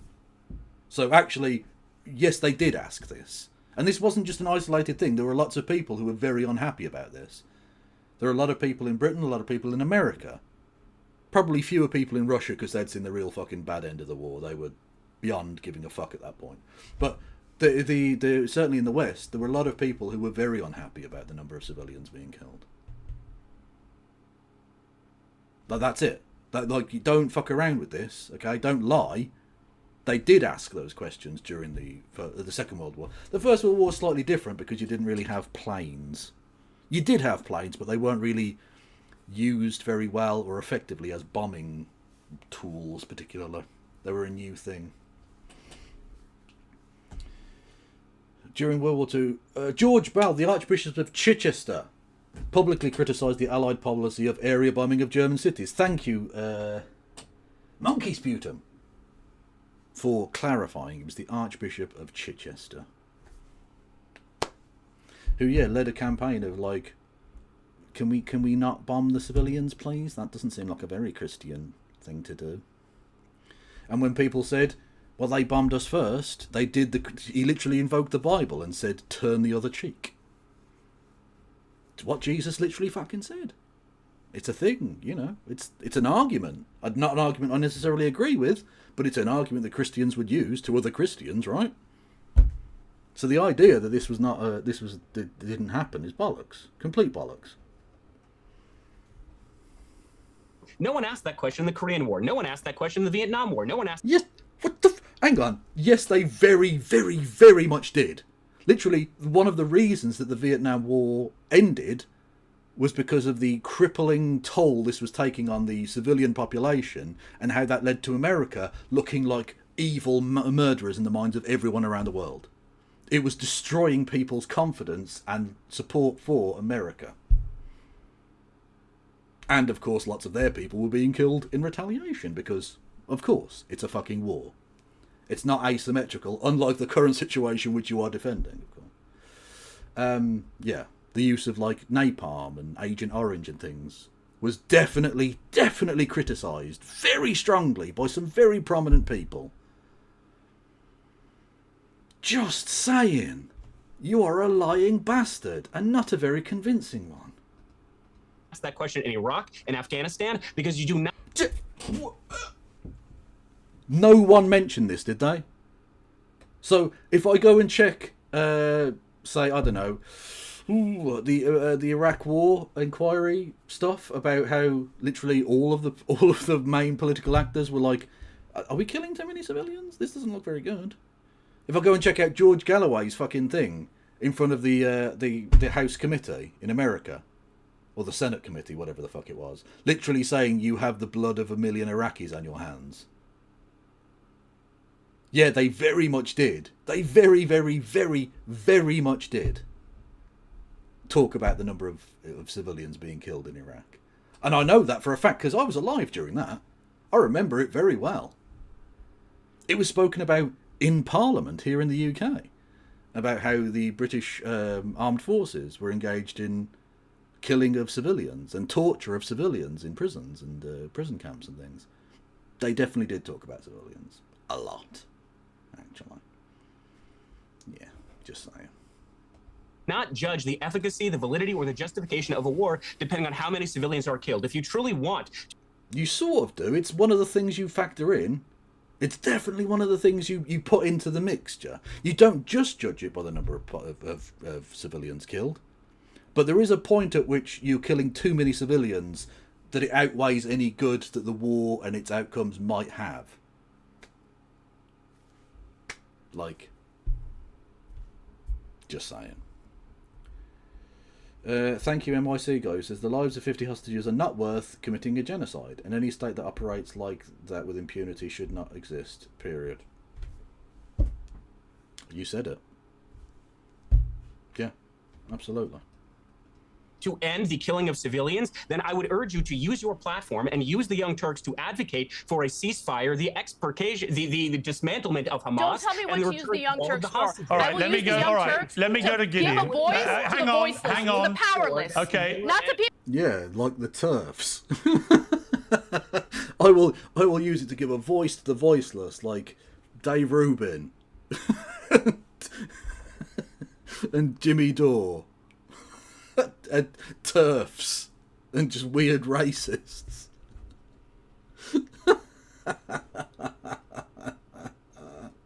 People who have all the power in the world field and use it to slaughter innocent people. Okay, let me come Anyway, to Gideon. continue. Be Sorry to waiting. interrupt you Waiting. again. Let me come to Can't help it. Gideon, please. Oh, you're not doing your advert on my fucking time, you fat prick. Fuck off. I'm allowed to call him fat. I'm fat too. It's fat privilege. It seems to me the problem with those like Shabos trying to defend all this and saying how pleased they are with it all is that you've also got people like Smodrich in the Israeli government, the finance minister, one of the key members of that government, very openly talking now about a form of ethnic cleansing, where all the Palestinians, in his words, would be cleansed from Gaza. And this is clearly, it seems to me, becoming ever more obviously what the bigger plan may be here, which is that actually Israel's defense forces make it so uninhabitable, Gaza, by just blowing it all to pieces, that actually they say, well, you can't go back and live there to the Palestinians. You're going to have to all leave.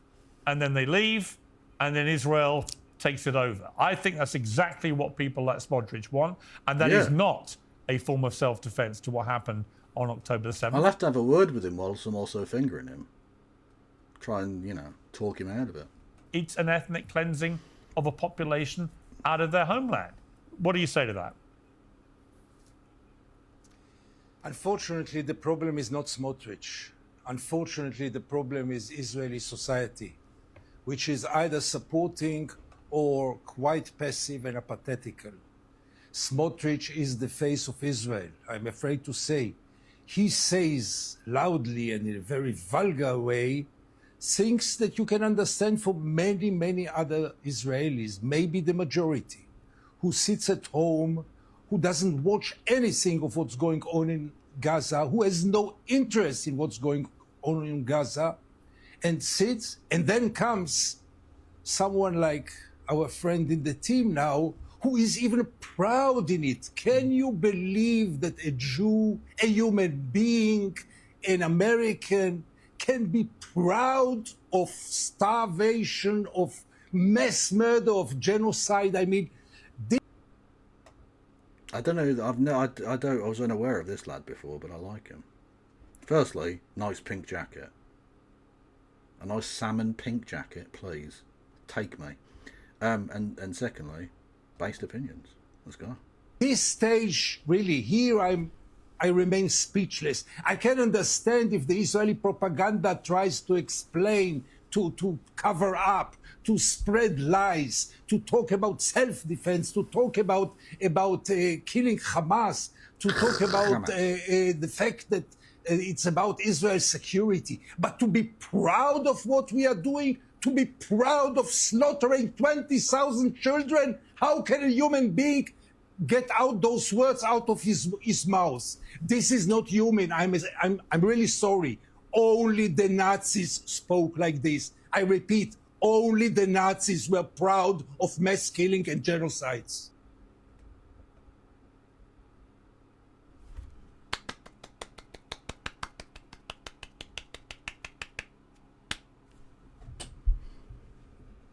Very nicely said. Yeah.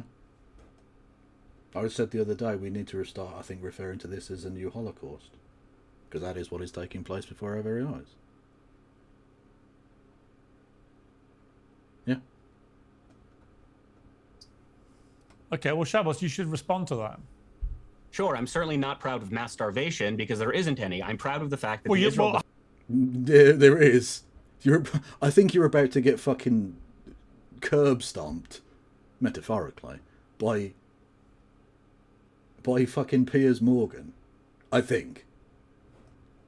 Hang on. The IDF literally, for 3 months, starved the population in a blockade. There was no secret about that. Everybody saw it for what it was. So I'm afraid you're just not right about that. Jesus Christ, Piers Morgan's doing a journalism. You've made Piers Morgan look like a serious journalist now. He's literally like, he's putting the point to you. No, that's not true. The thing you said was that was incorrect. Imagine that. Imagine being such a shithead you make Piers Morgan look like a fucking Pulitzer Prize winner. Honestly, Israel, you've gone so far. You're so far beyond the line now. We can't even see. You've disappeared over the horizon of, like, acceptability. Piers Morgan's able to just effortlessly dunk on you. No, that's bollocks. No, we saw it. 3 months they've been fucking starving these people. Answer the question, you prick. Don't just deny it. We all fucking saw it. Answer the question. Do you condemn Hamas, Piers? Clearly not. Clearly he's the new Hamas spokesperson. Hamas. Only recently ended that blockade. So they are starving the population, which is, by the way, a war crime if you do that. Yeah. They've been Piers, doing war do you know how crimes. many meals the Gaza Humanitarian Foundation spare have me delivered? all this. It's just crap. It's like when I did... Oh, no. No. You fucking evil cunts.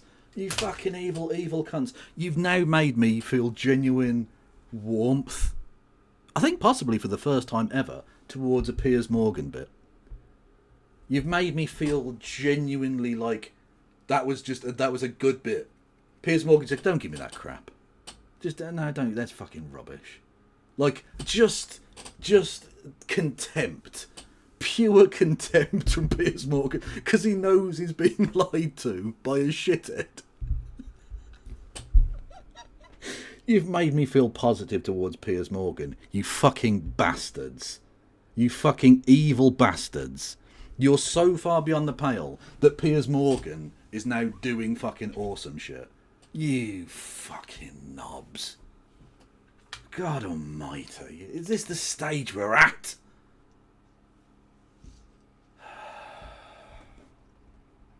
I did a list, honestly. Shabos, I did a list, Shabos. I did a list. Because, hang on. To starve a population, why would you give them 85 million meals in the last month and a half? I know. They're all overfed. I know. Going into Gaza. Jesus Christ. Yeah, they're all overfed. Yeah, we know. He's literally just dismissing him. Just get the fuck away from me. That's amazing. Fucking hell. Gaza post-October 7th, then pre-October 7th. I cannot name another war in and you know the modern problem, Shabos? The besieged population is actually receiving aid from the enemy combatant. That is what I'm proud of. It's amazing. Look, Shabos, here's the thing. Unfortunately, you sound like the people who have started to defend the indefensible when it comes to what Israel's government is doing. And I'll tell you what. No, he already said he's not defending the indefensible. He supports it. He's actively celebrating the indefensible. He's not even just defending it. He's like, he loves it. He loves the indefensible. Why? After all these attacks on Palestinians as they're queuing up for food, the IDF says basically the same thing. Either they were firing warning shots, or they felt they were being threatened by some people, or they've launched... Yeah, it was a technical problem. An inquiry or an investigation, and we never get the results of any of this. But in the meantime, 1,000 people who are desperately hungry and are queuing for food, even though you say they've got plenty of food, there are thousands stampeding for the small amounts of food that they can get their hands on, even though you say they're not hungry because you've overfed them, right? Exactly. You know, all of those fat Palestinians, you say. It's not like there are literally loads of figures, loads of pictures of literally like skeleton children, literally reminiscent of the Holocaust, starving to death. We have pictures of those people barely surviving. How is that possible if you've been giving them all of this food? Where's it been going? Of the Hamases. The Hamases have been keeping all the food, have they? Why did you give it to the Hamases? Interesting. All these people are just dropping dead. And it's got nothing to do with the fact the IDF are firing towards them, when everybody knows it does. And this is the problem when you defend the indefensible. It would have so much more credibility if the IDF just once said, you know what? We did. We shot at them, and like you said, you're very proud of everything they're doing. And if they were to proudly own this and explain why they need to shoot starving people who are stampeding for fragments of food. I think this is the spiciest I've ever seen Piers Morgan get. This is the spiciest. This is the most cinnamon, the most horseradish I've ever seen on a Piers Morgan. This is amazing. Maybe we'd all take a lot more seriously the other claims they make. And the other point I'd make, Chowns, is when you now just tell me I'm talking nonsense and they're all overfed and no one's getting killed and it's all on Hamas. To this day, the Israeli government refuses to let any international media into Gaza. And it's not because of the quaint notion that they're worried about the safety of journalists, because they've killed over 200 Palestinian journalists. Oh, he's got the receipts and shit, man. He's got the numbers. Oh, fuck. They don't care about the health and safety of journalists, and it's not their business to decide about the safety requirements of journalists. It's the business of the organisations that employ them. But until Israel's government allows foreign media into Gaza to verify its endless, in my opinion, utterly disingenuous statements, then no one should believe a word they're now saying. Because why should we? Why should we? Yeah. Why should we believe Very good point. anything that the Israeli government is saying about any of this when they don't want the world's media to see it? After October the 7th, what was the first thing they did? They brought the world's media into the kibbutzes to see the full horror of what Hamas did to verify the truth. But they won't apply that same thinking to verifying the truth in Gaza. And as a journalist, I know why they don't want to do that. They don't want people to see the truth. They're hiding the truth. They can't handle the truth. That enables them to lie with impunity and to discount any responsibility for anything they're doing. And if I sound angry about this, it's because I'm bloody angry about it.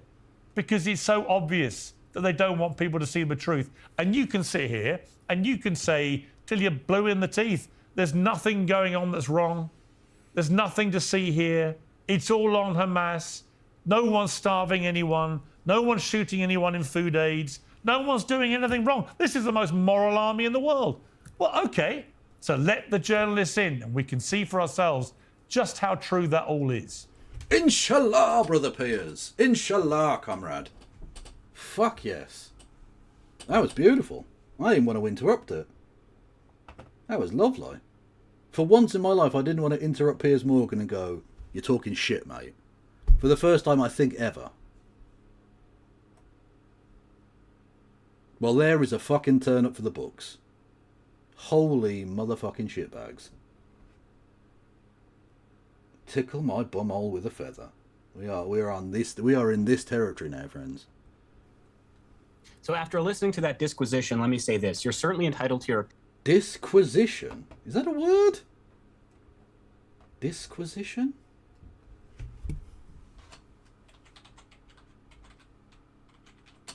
Maybe it is. A disquisition, a long or elaborate essay or discussion on a particular subject. Okay. Disquisition is a word. I did not know that. See, we've all learned something tonight. Disquisition. Anyway, let's listen to him talk shit, shall we? Opinions, but you're not entitled to your own facts. I agree with you. The Israel Foreign Ministry and the Israel Defense Forces should let journalists like yourself, Piers, not only into Gaza, but also into the Kerem Shalom border crossing, so you can see with your own eyes, the way I have seen, the more than 800 humanitarian aid trucks that were going into Gaza on a daily basis. I never once said that why there's are they no stampeding for food? If they're so overfed, why are they stampeding for food? Piers, I defend you constantly. You are not an anti-Semite, obviously, but I do understand why people have trepidation coming on your show because they allow you to There speak. you go. See, it's nothing to do with me being Jewish, and yet the merest pushback from Morgan there, and like, I've defended you in the past because you're not an anti-Semite, but you're straying into anti-Semitic territory now. I can see why people are uncomfortable coming on your show.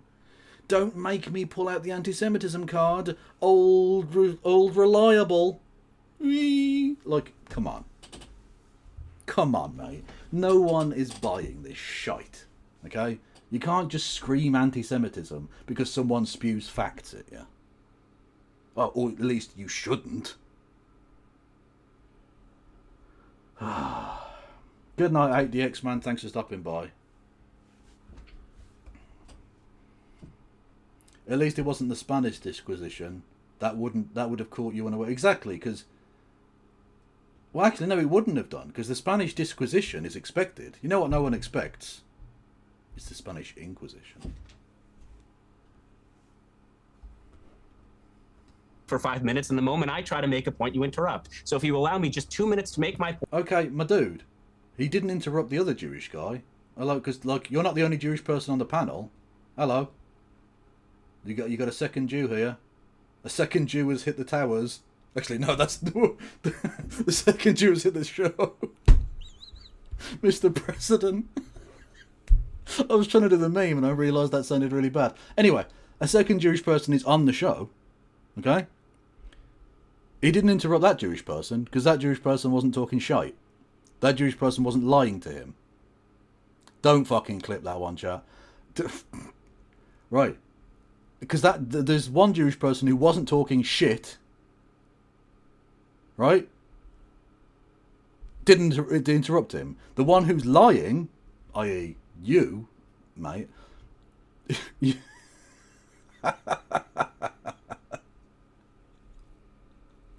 you were talking rubbish, so he interrupted you. It's got nothing to do with you being Jewish.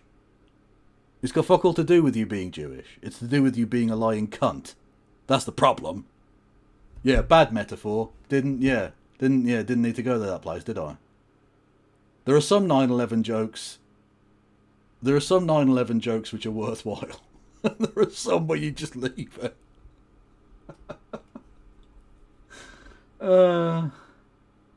In many ways, I think I'm the biggest victim of 9/11 because of that. I'll let history judge, you know? I don't want to put words into history's mouth.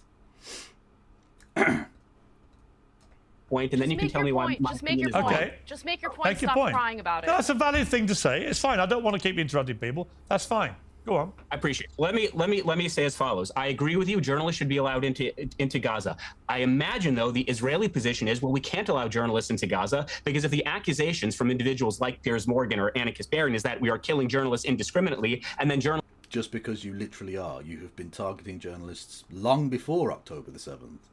You have purposely targeted journalists because you realise that journalists expose the evil of what you're doing.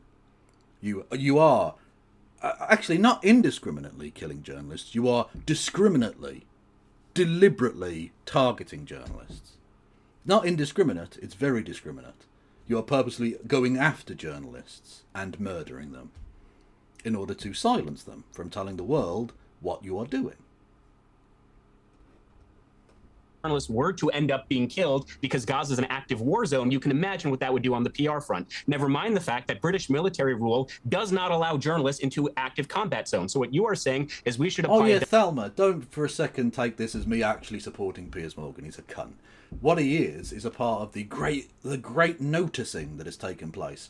Certainly in Britain, and I think in America to an extent, over the last couple of weeks, it's gotten so bad, so obviously visually terrible. The optics from Israel couldn't be worse, that even Western newspapers are like, maybe we don't do the genocide, lads. Maybe starving children, like skeleton children. That shouldn't be a thing. And they've just noticed, after nearly 2 years of this fucking war. It's not war, it's just genocide and slaughter. After nearly 2 years of this, they've suddenly woken up and realised. And Piers Morgan's just following that trend. He doesn't give a fuck about the Palestinian people. He spent the first 6 months of this genocide asking every guest, do you condemn the Hamasis?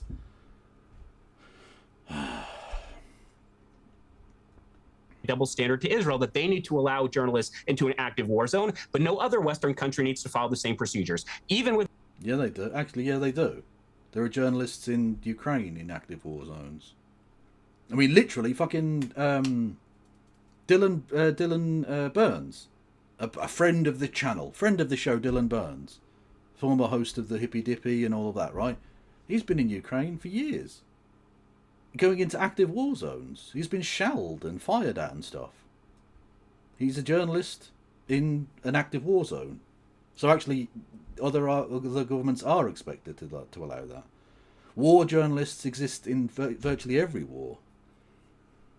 John Simpson, here a famous British war correspondent, has been getting into war zones across the world for like 40 fucking years. What are you talking about? That is a stiff dick of poop. Honestly, what is this fucking prick talking about?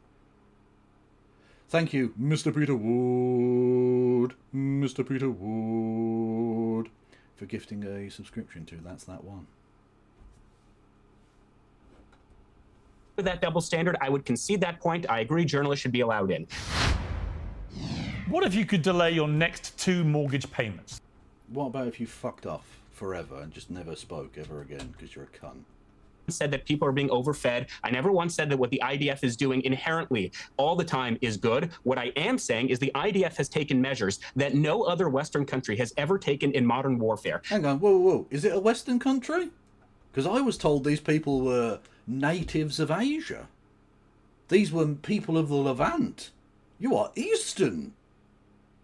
You are native to these lands, and now all of a sudden you're Western.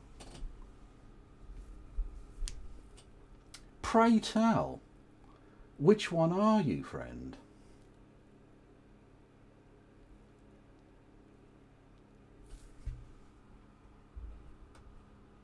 The fact that they dropped leaflets on buildings telling civilians to evacuate because there are known Hamas entities in those buildings. The fact that they have provided more aid into Gaza post-October 7th than pre-October 7th is something I'm very proud of. And if you believe that the Gaza Humanitarian Foundation... God, this is pathetic.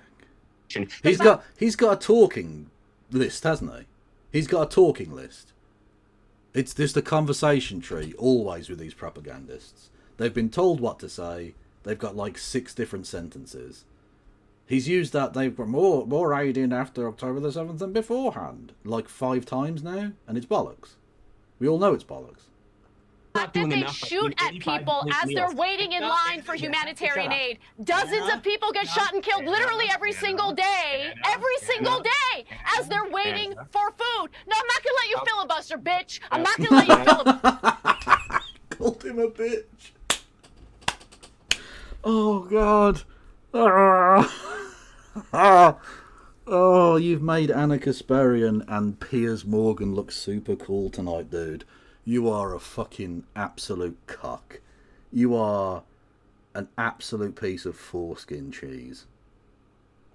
Buster, I'm not going to let you filibuster. You guys are totally okay with IDF soldiers shooting and killing desperate people waiting for humanitarian aid. You're okay with that. I find it so unbelievably evil.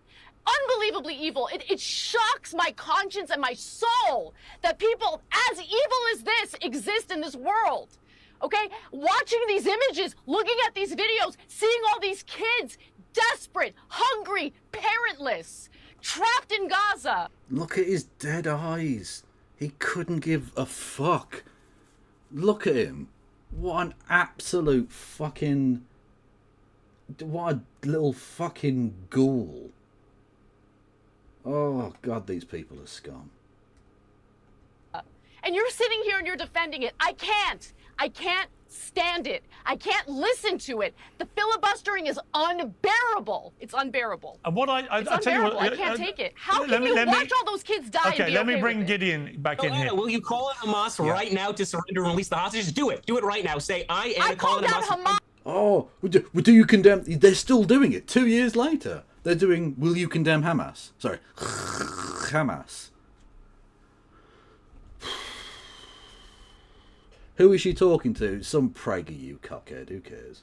I called out Hamas from the very beginning. I've got no love for Hamas. It's a terrorist organization. What they did was wrong. I cried over the atrocities that they engaged in on October 7th. But you know what's so disgusting? You want to? Yes, I did. You should watch The Young Turks. That's when you'll see exactly what I had to say about Hamas after October 7th. I even trashed elements of the left who refused to criticize Hamas for what they did. Okay, so you don't have a leg to stand on when it comes to that issue. Okay, you made that clear. But you can't on one hand, you can't on one hand talk about the injustice of what Hamas did and then turn around and say it's okay if Israel does it times 1,000. Okay, let me bring Gideon back in here. Gideon. Wow, I didn't think she was capable of cooking anymore. I thought she'd lost her rudimentary cooking abilities. I thought she'd, in addition to selling her soul to the right wing, I thought she'd also sold her cooking implements. But it would appear, bitch can cook. My big issue, other than the slaughter of so many civilians now, which seems to be almost accelerating now on a daily basis, with no control valve at all. Now we have a full new wave of ground invasion. God knows how many more civilians are going to get killed with this. But my real problem is, what is the supposed goal here, right? I believe Smotrich when he says he wants to cleanse Gaza of Palestinians. Okay. But how does any of this make Israel safer? How does any of this help Jews around the world who want to get on with their lives? It doesn't, and it's not meant to. Israel doesn't care about defending Jewish people. They want Jewish people to feel less safe so that they'll travel to live in Israel.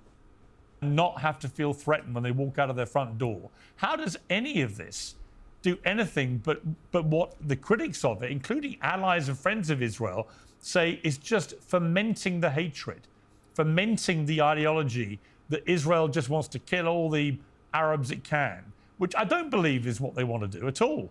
But I do believe...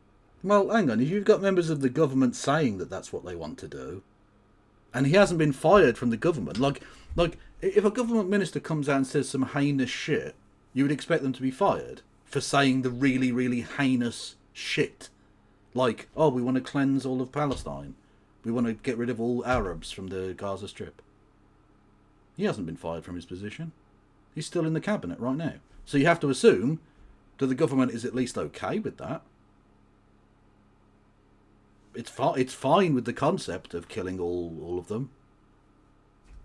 So, like, it's when you say it isn't their goal, they seem to disagree with you, Piers. Even amongst the great noticing, he still has to be a melter.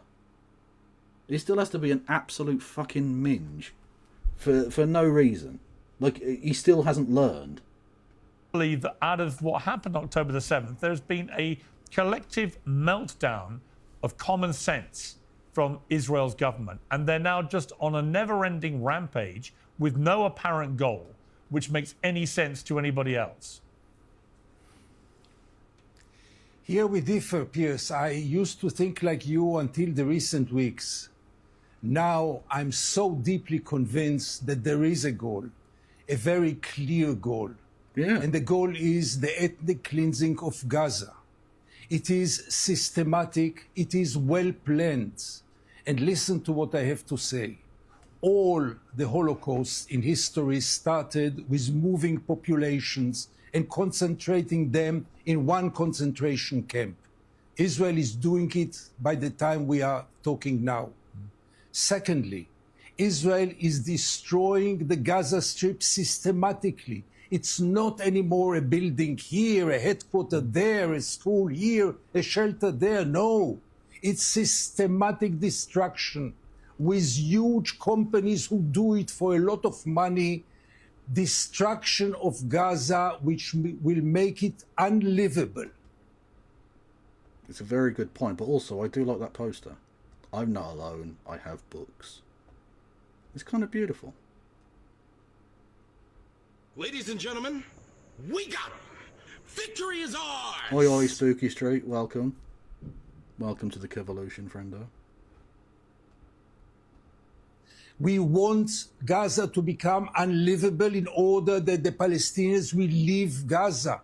Stop thinking that there is no goal. The goal is crystal clear now. I don't know if it will be achieved, but it is crystal clear, and it's not Smotrich. It's not only Smotrich. It's the army, it's the government, it's big. Exactly, this is the point, right? It's not just Smotrich, just in the same way that it's not just Netanyahu. Because a lot of people, like unfortunately Bernie Sanders, right, want to just blame Benjamin Netanyahu and say, we need to get rid of Benjamin Netanyahu, he needs to go. And that is true, we do need to get rid of him. He is undoubtedly part of the problem. But he's not the problem. If you get rid of him, he just gets replaced with a different hardcore Zionist piece of shit. Be it Naftali Bennett or whoever.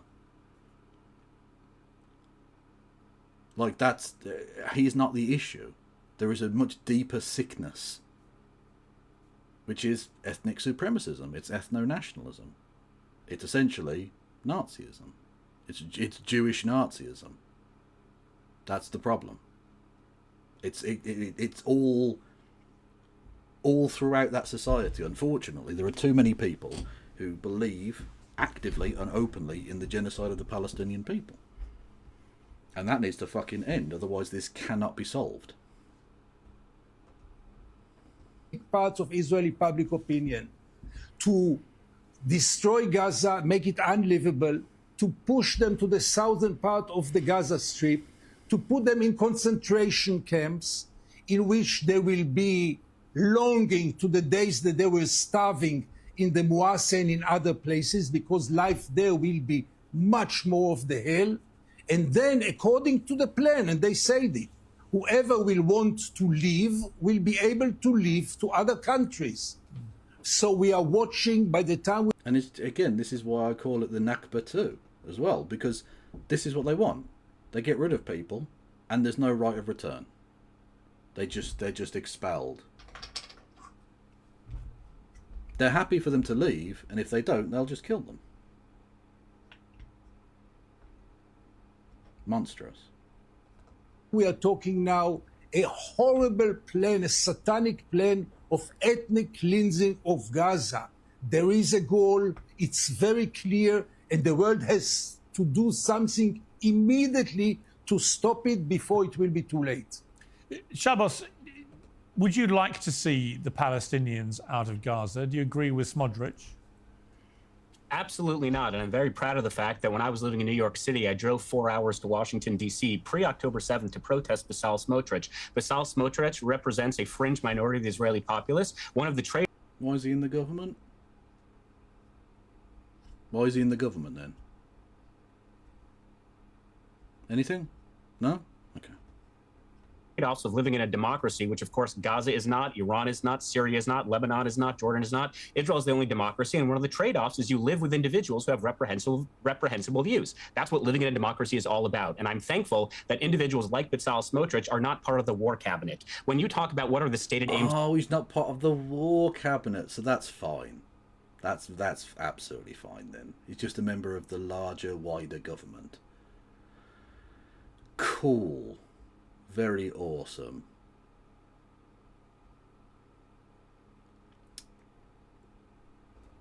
God, he's repulsive. He really is. Of the war, the Prime Minister has stated them numerous times. Right now, an American citizen, Omer Nutra, an American citizen, Itai Chen, their bodies are being held by Hamas in captivity. So when you ponder, well, what are the goals of the war? They're very simple, and they've been repeated on national television since October 7th. Give back the hostages, both the living ones and the ones you have killed. And what about the ones that Israel's killed? No? And force Hamas into exile. And instead of putting the pressure on the dictatorial Islamic regime that have obliterated any chance the Palestinians have of freedom of movement, freedom of expression, their own state, instead you've put pressure on the individuals who are responding to an actual genocide that occurred on October 7th when Hamas... Whoa, an actual genocide? Is that what a genocide is? Is it just killing people? Is he going to bring up titty baseball? I wonder.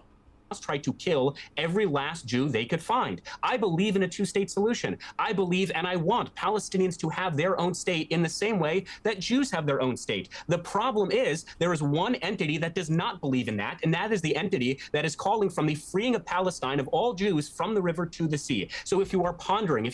Motherfucker, that's literally in the Likud founding charter. Likud are the ones who want to get rid of all Palestinians from the river to the sea. God, this is tragic. This is one of the worst disquitations I've ever heard. No, disquisitions. Fuck. If you are asking, what are the stated aims? Give back the hostages. Can someone please explain why Hamas has the bodies of Thai hostages? Why they took Africans? Why they took babies? No one can articulately make a rational claim for that, and no one can articulately make the claim as to why Hamas thought... Because I know you want to have everyone who doesn't like you, or everyone who disagrees with you is a Hamas supporter, but it's not true. I don't make the argument of why they took Thai hostages or Africans, because I don't really think there is a logic to it. I'm not defending that. You are defending the mass slaughter of people. Just so we know, you know. Thought it would be a good idea to slaughter innocent civilians on October 7th and then assume there would not be any military response. Well, no, I think you're missing what I would say. Well, hang on. Piers, let me just say one sentence. Yes, please do. Get in. The atrocities of the 7th of October were horrible. I was there the next day. I saw it in my own eyes. I will never forget it. Ever since then, Israel committed 1,000 7th of October. You understand it? 1,000 7th of October Israel committed. The children, if you take the numbers, the figures, the way that they are being killed, you see that we cannot claim again and again about the 7th of October and justify with the 7th of October all those horrible crimes against humanity which are taking place. There is a stage in which this is unacceptable anymore. You cannot again and again try to remind us about the terrible things that happened on the 7th of October and the 20 living hostages. You know that every 6 minutes, every 6 hours, Israel is killing 20 people, and they are as innocent as the hostages, among them many children. So stop with the 7th of October. It's Yeah, stop with that bullshit. It was wearing thin many months ago. It's unacceptable to rely only on this and to say the 7th of October enable us to go crazy and to do those crimes. And second point, stop speaking about Smotrich. The concentration camp in Rafiah is the idea of Israel Katz, Minister of Defense, nothing to do with Smotrich. Netanyahu let all this happen. It's not Smotrich. The idea of the humanitarian center or city, whatever, is clearly a stage on the way to transfer them. They say it, not I say. They say that they will be able to get out of this concentration camp only if they move to another country. This is ethnic cleansing, and it's not Smotrich. It is the Israeli government, the whole government behind it. And Shabbos, just to be clear, if it turns out that is indeed what this Israeli government is moving to do, and they do attempt to expel all the Palestinians out of Gaza, would you categorize that as a war crime? And would you say that Netanyahu Very good question, and the others responsible 255. I should don't then know. be tried in The Hague?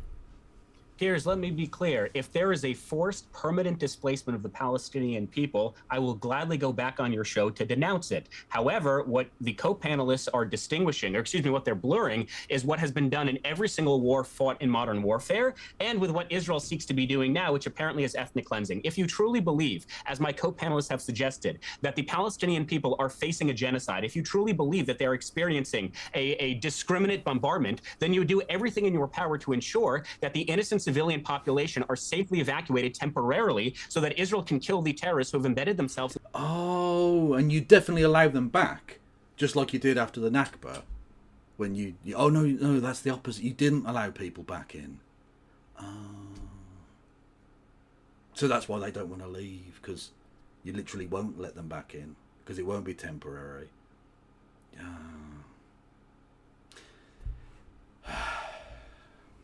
I do hope someone brings that up. In civilian populations, like schools, like hospitals, like nursing homes. The problem is every time Israel or Western countries suggest doing that, suggest moving a refugee population the same way we have moved any refugee population, it's called ethnic cleansing. So then the alternative, okay, but then you would have civilians living in a dense urban environment where they are exposed to warfare.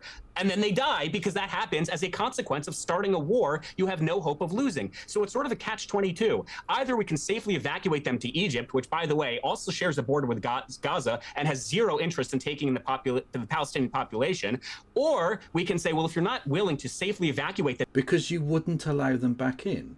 You didn't last time, and you wouldn't this time. What the fuck? You realise once you've played the 3-card trick, they're not going to fall for it again. Like, once you go, oh, got your nose, and they realise, oh no, actually you don't have my nose. You do it again, they're not fooled. Fucking hell, this is awful. them into humanitarian corridors, then you are exposing them to danger in warfare. But it seems like my co-panelists are suggesting that is preferable. That, to me, is something I cannot understand. That is not rational. That is not liberal. That is not justified. We should safely evacuate civilians, take out Hamas and the dictatorial, tyrannical regime, and then once the war is finished, you can safely repopulate Gaza with the same civilian population and build Gaza into what it was meant to be when Israel left Gaza in 2005, which, again, to your point of ethnic cleansing, Israel is doing a pretty shitty job of ethnic cleansing when, A, there are more Gazans post-October 7th alive than there were pre-October 7th, and B, Israel has given... Is that true? Is that true? That doesn't seem remotely plausible. Up Gaza in 2005. They gave up the Sinai Peninsula in 1979. They have consistently given up land in the name of peace. You know how much land? Hang on. No. You didn't give up that land. It wasn't your land. At no point was that your land. You left territory you had occupied. That's not giving up land. Unless you think you have a natural thing for that land. You had like a blood tie to the land. And the other Arab nations have given up? Zero, because their starting position from 1948 was the eradication of the Jew from the river to the sea. No. The eradication of Israel has been a goal of many. I don't know many people who are calling for the eradication of the Jew. Because for a start, Jewish people had already lived there for quite a long time. He's lying again. Yeah, of course he's lying, yeah. Like, even if they had a spectacularly high birth rate, which would seem implausible given the number of hospitals that have been destroyed, even that wouldn't make up for the huge amount of deaths that have occurred. There's no way it could be true that that population is bigger now. And that's what... And it's not like there's been a wave, an influx of immigration into that war zone in that time, so there's just no fucking way. The root of this conflict is all about is the inability of the Palestinian leadership to recognize the fruitfulness of coexistence and peace. I believe in coexistence and peace. I believe the war should end. You know who doesn't? Okay. Are you going to let him filibuster? All right, final word to Anna. The same. Okay, a final word to me. Thank you. I appreciate that.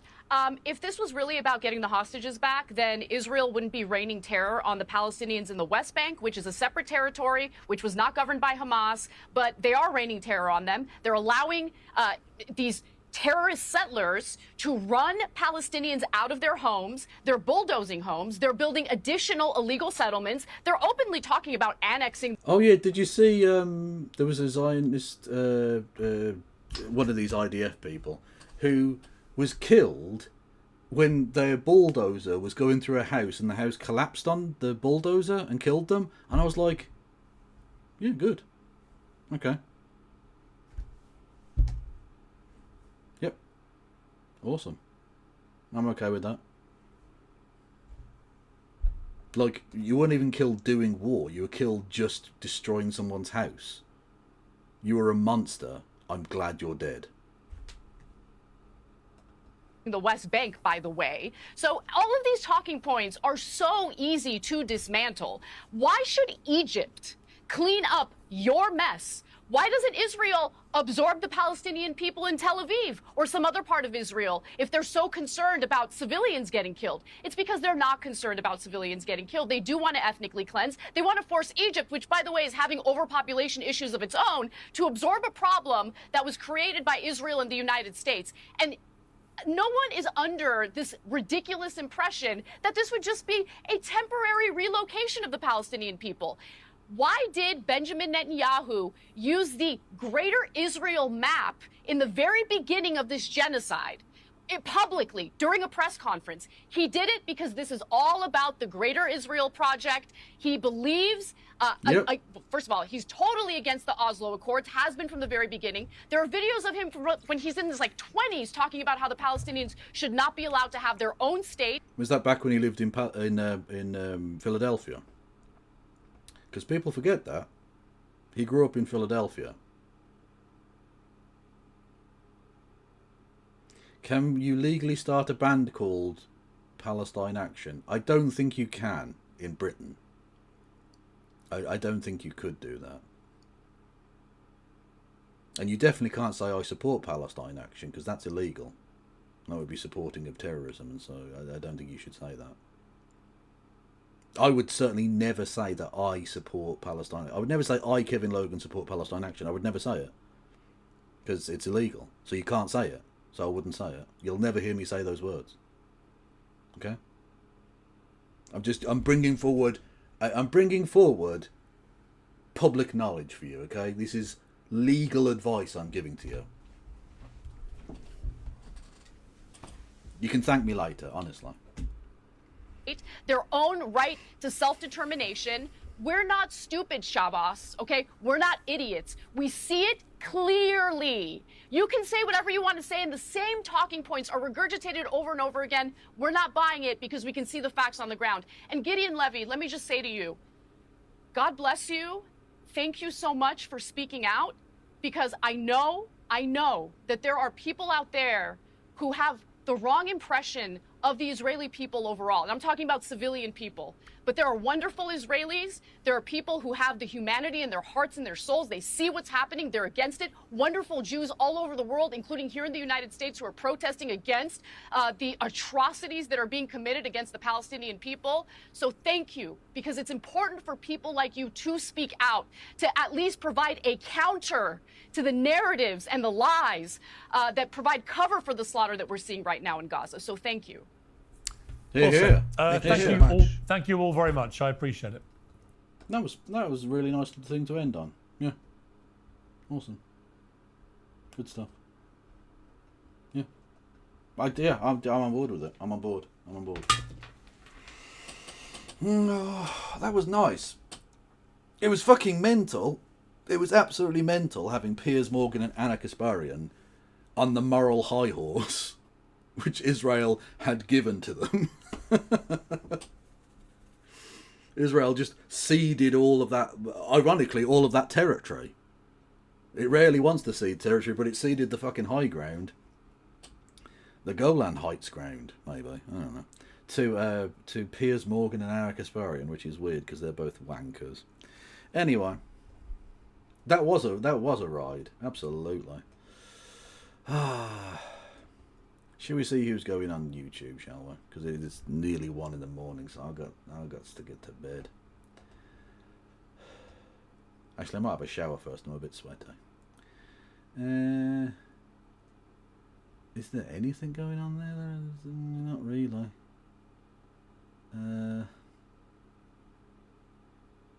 I don't know who the fuck. No, I'm not. Well, I'm not going into fucking them. So basically, on YouTube, do whatever you want.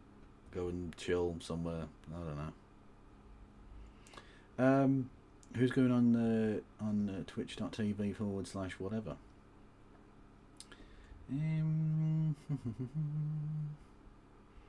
Who is this person? Do I know this person?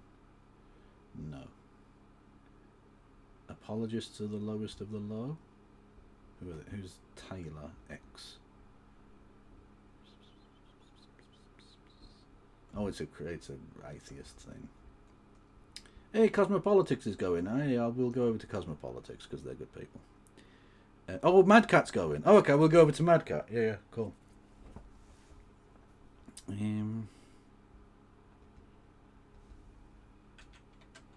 and say hello to Mad Cat Scotty Eye.